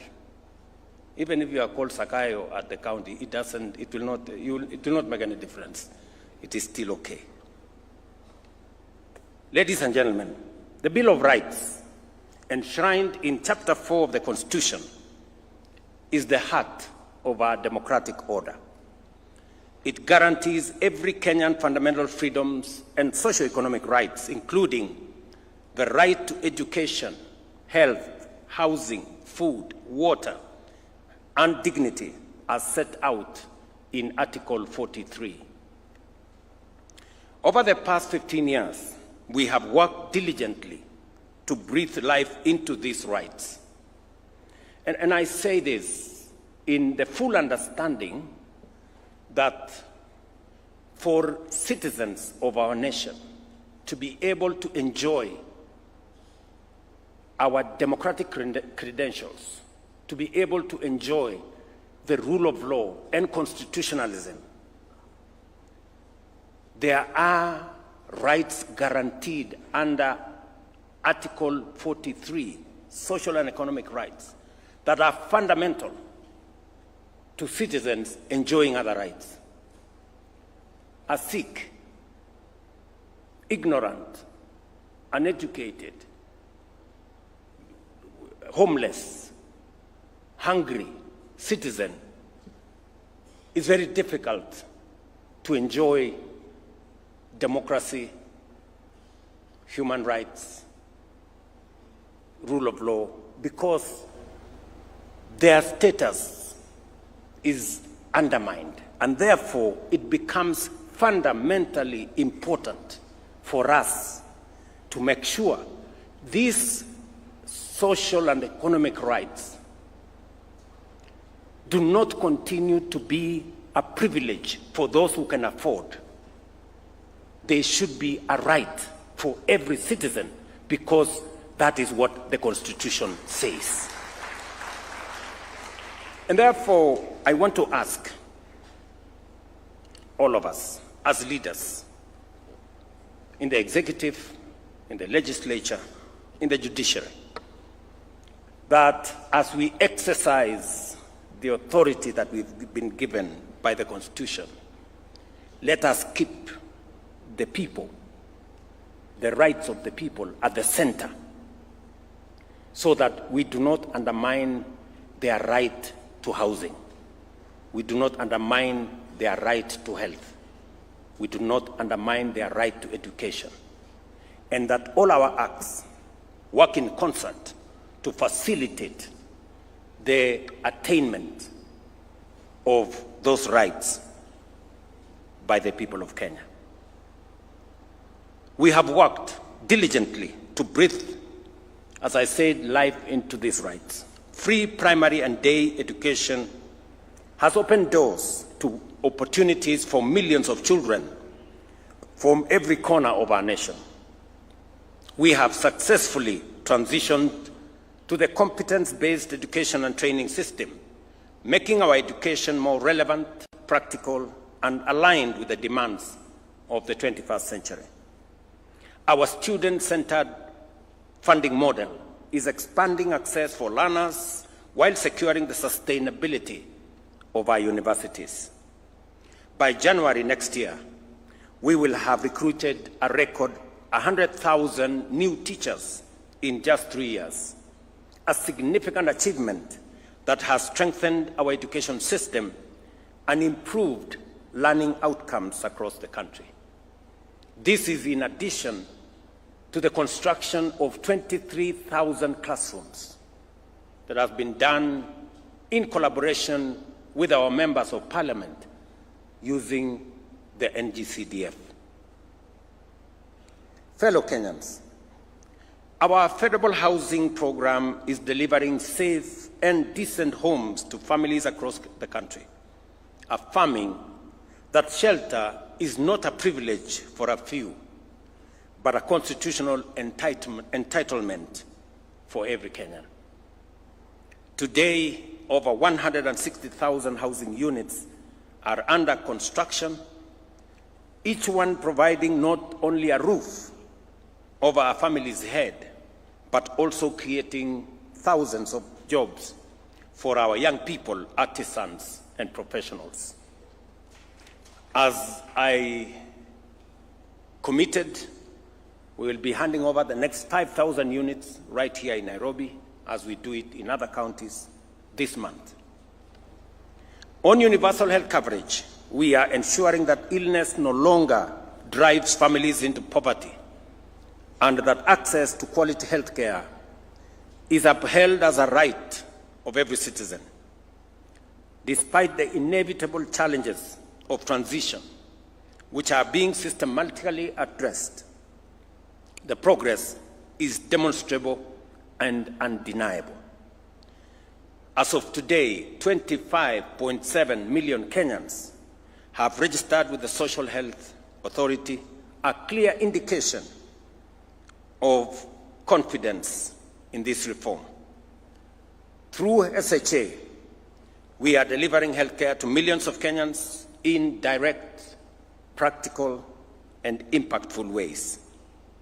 I must commend the county governments for working in partnership for us to deliver on this commitment to the people of Kenya. Ladies and gentlemen, our independent constitution established under Chapter 15 of the Constitution are the pillars that safeguard the sovereignty of the people. The judiciary, parliament, and constitutional commissions operate independently to ensure justice is served resources are protected, and leadership remains accountable. Yet while independent, they are also interdependent, bound together by the shared duty to uphold the Constitution and serve the public good. Parliament relies on reports from oversight agencies. The Judiciary requires laws passed by Parliament, and the executive depends on checks and guidance of all institutions to deliver effectively. This balance of independence and interdependence is the genius of our constitutional design.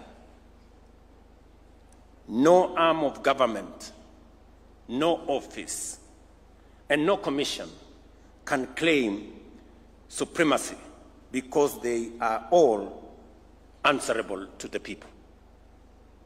In this way, our institutions work not in competition, but in complementarity to protect democracy, entrench accountability, and advance the aspirations of every Kenyan.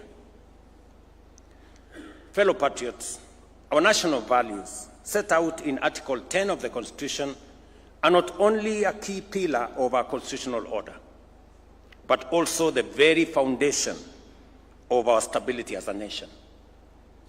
They remind us that Kenya must always be anchored in patriotism, national unity, democracy, participation of the people, human dignity, equity, social justice, equality, non-discrimination, integrity, transparency, and accountability. Today, on this Katiba Day, as we renew our commitment to the ideals of the Constitution, we must ask ourselves honest, candid questions. Are we truly patriotic? Are we living with integrity, both in public and private? Are we inclusive, leaving no one behind? Are we accountable to one another and to our institutions and to future generations? Corruption is a serious threat to our progress as a nation. It undermines our Constitution, weakens our institutions, and erodes the well-being of every Kenyan. It is a fact that corruption exists in all arms of government and poses a serious challenge. The executive, the legislature, and the judiciary, and each must confront this menace with honesty and resolve. I have always reiterated my resolve to serve as a responsible steward of public resources. We have digitized and automated government services to seal loopholes and eliminate the opportunities for corruption. Today, Kenyans can access over 22,000 services on e-Citizen, up from 325. The results are evident. Revenue collection has risen dramatically to over 1 billion shillings every day, translating to more than 500 billion annually. Yet I admit there is still much more to be done to combat corruption within the executive. Corruption must be chased down every alley, every corridor, and every corner of the executive by every well-meaning official and citizen whenever it is spotted. I, William Ruto, President of Kenya, fully support the rigorous and expeditious prosecution of any corruption case backed by evidence. This is the only way to restore trust, uphold the Constitution, and assure Kenyans that no office, no title, and no individual is above the law. Parliament, too, must rise to its duty by passing laws that entrench transparency and close avenues for abuse. I commend Parliament for passing the Conflict of Interest Bill, now law, which I have signed. This law strengthens ethical standards and closes loopholes that allowed abuse of office. But as Parliament performs oversight and demands accountability from others, it must also remain accountable to the people of Kenya. This calls for a candid and honest conversation within Parliament. Shall members be counted among those who demand and enforce accountability, or among those who undermine the Constitution by entrenching corruption and impunity? That's a question, Mr. Speaker, Parliament must ask itself. Ladies and gentlemen, the judiciary, entrusted under Article 159, must equally guarantee swift, impartial, and credible justice. Justice delayed, it is said, including in corruption cases, is not justice only deferred, but justice actually denied. The judiciary must confront corruption within its own ranks. I am aware of the vigorous and often unsettling conversation around terms like jury pesa. As painful as this may be, they cannot be ignored.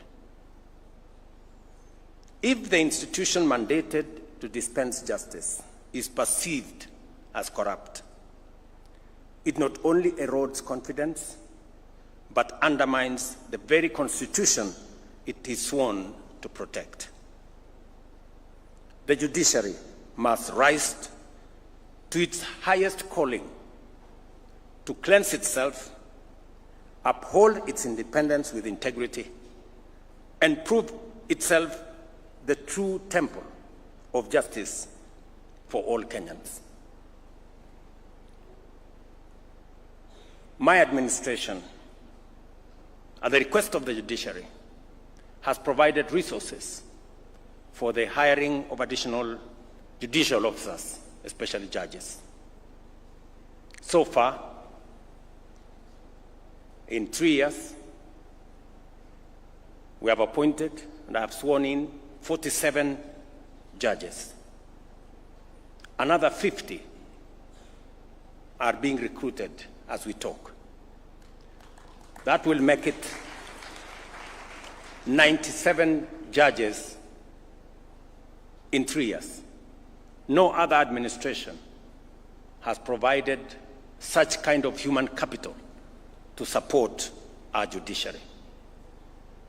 It's paid for by the people of Kenya, and it's right for us, as the people of Kenya, to demand expeditious justice to those who come before our courts.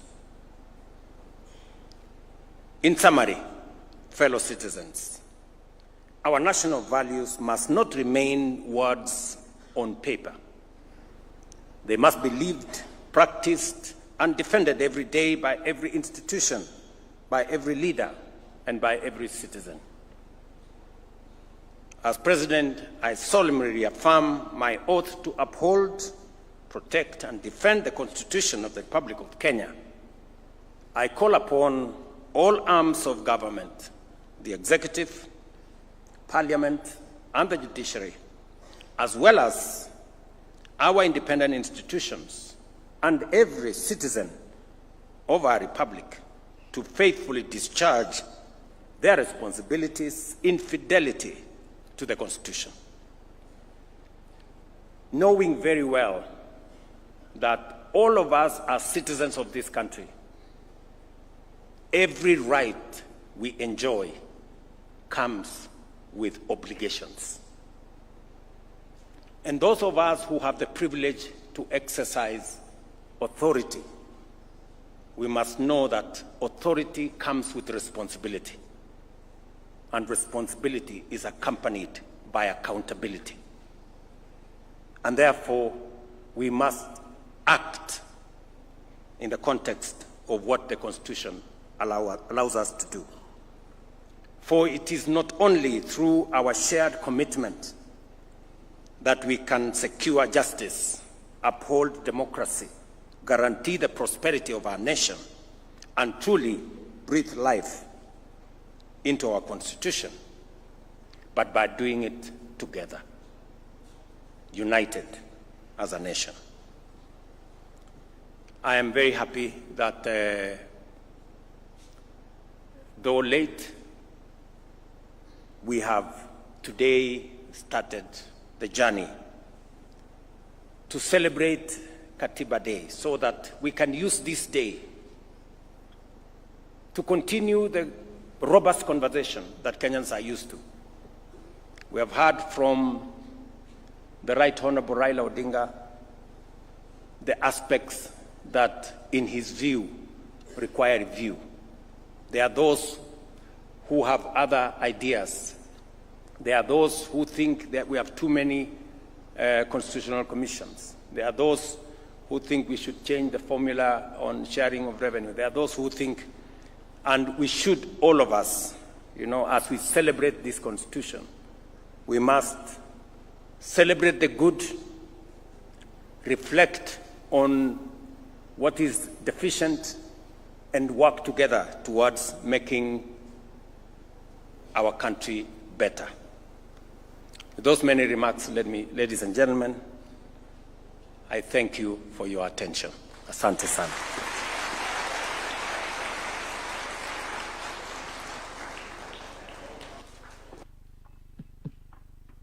Of applause for His Excellency. One more time, thank you very much, Your Excellency. I'll request that we take our seats, and I'll invite the following. We have a session where we are going to have the reaffirmation of the commitment of the covenant, which is the Constitution, and this is going to be signified by signing of the reaffirmation by different individuals who represent various arms of the government. So as we set up the stage, let's have My Land is Kenya done by a trio out of the State House Choir.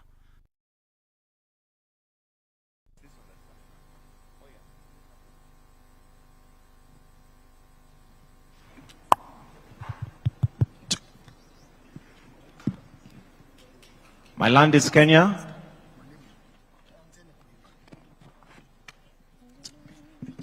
And for those of you that would like to sing along, it is on page 8 of the program, page 8 of the program, My Land is Kenya. Let me also just take this opportunity to mention that I'm also an old boy of Nairobi School, so we had to make sure that it happens.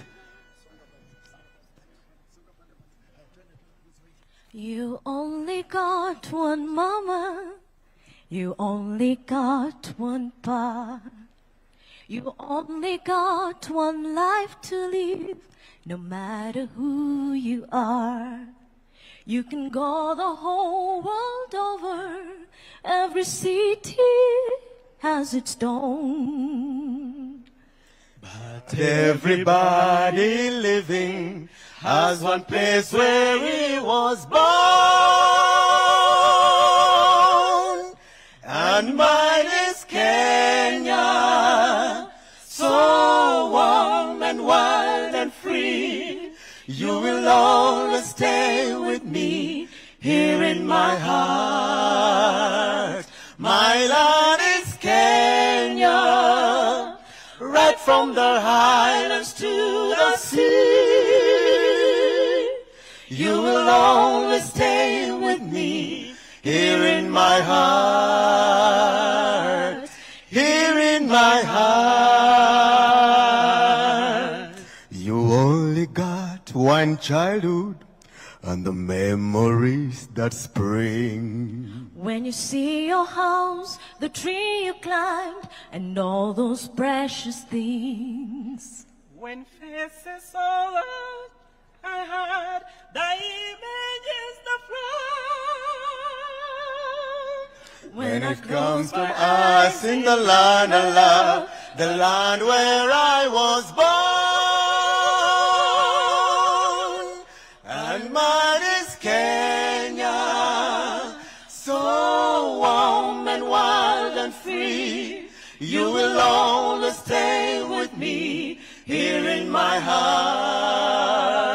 My land is Kenya, right from the highlands to the sea. You will always stay with me here in my heart. Here in my heart.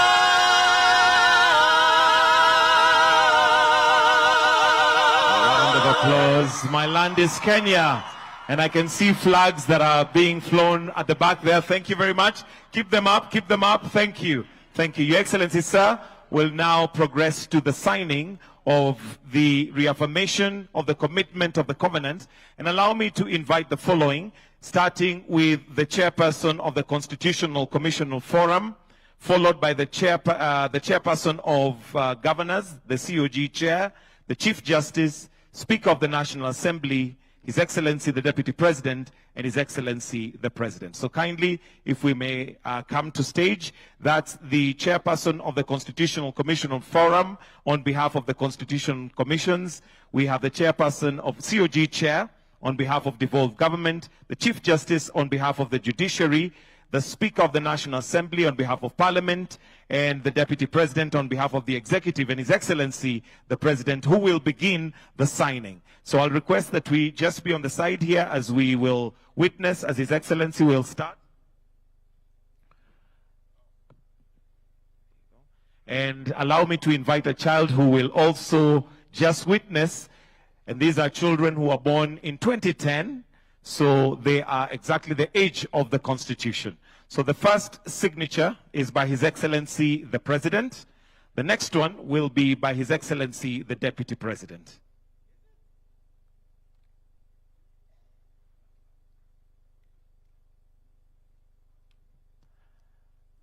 Yes, you can go ahead, Your Excellency. And it reads, I, Honorable William Samoei Ruto, as the head of state of government, renew my commitment to obey, preserve, and protect and defend the Constitution, to protect and uphold the sovereignty and integrity of the people of Kenya. We'll move on to the next signature, which is by His Excellency, the Deputy President. Also, a reaffirmation of his commitment.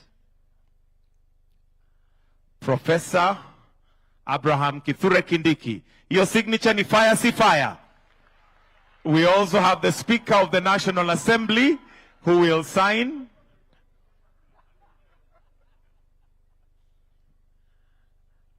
The Right Honorable Moses Wetangula. Thank you very much. And the next signature is by the COG Chair.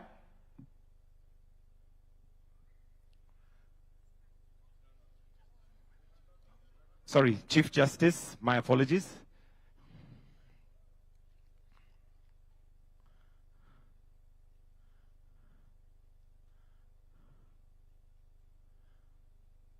On behalf of the Judiciary, then, the COG Chair.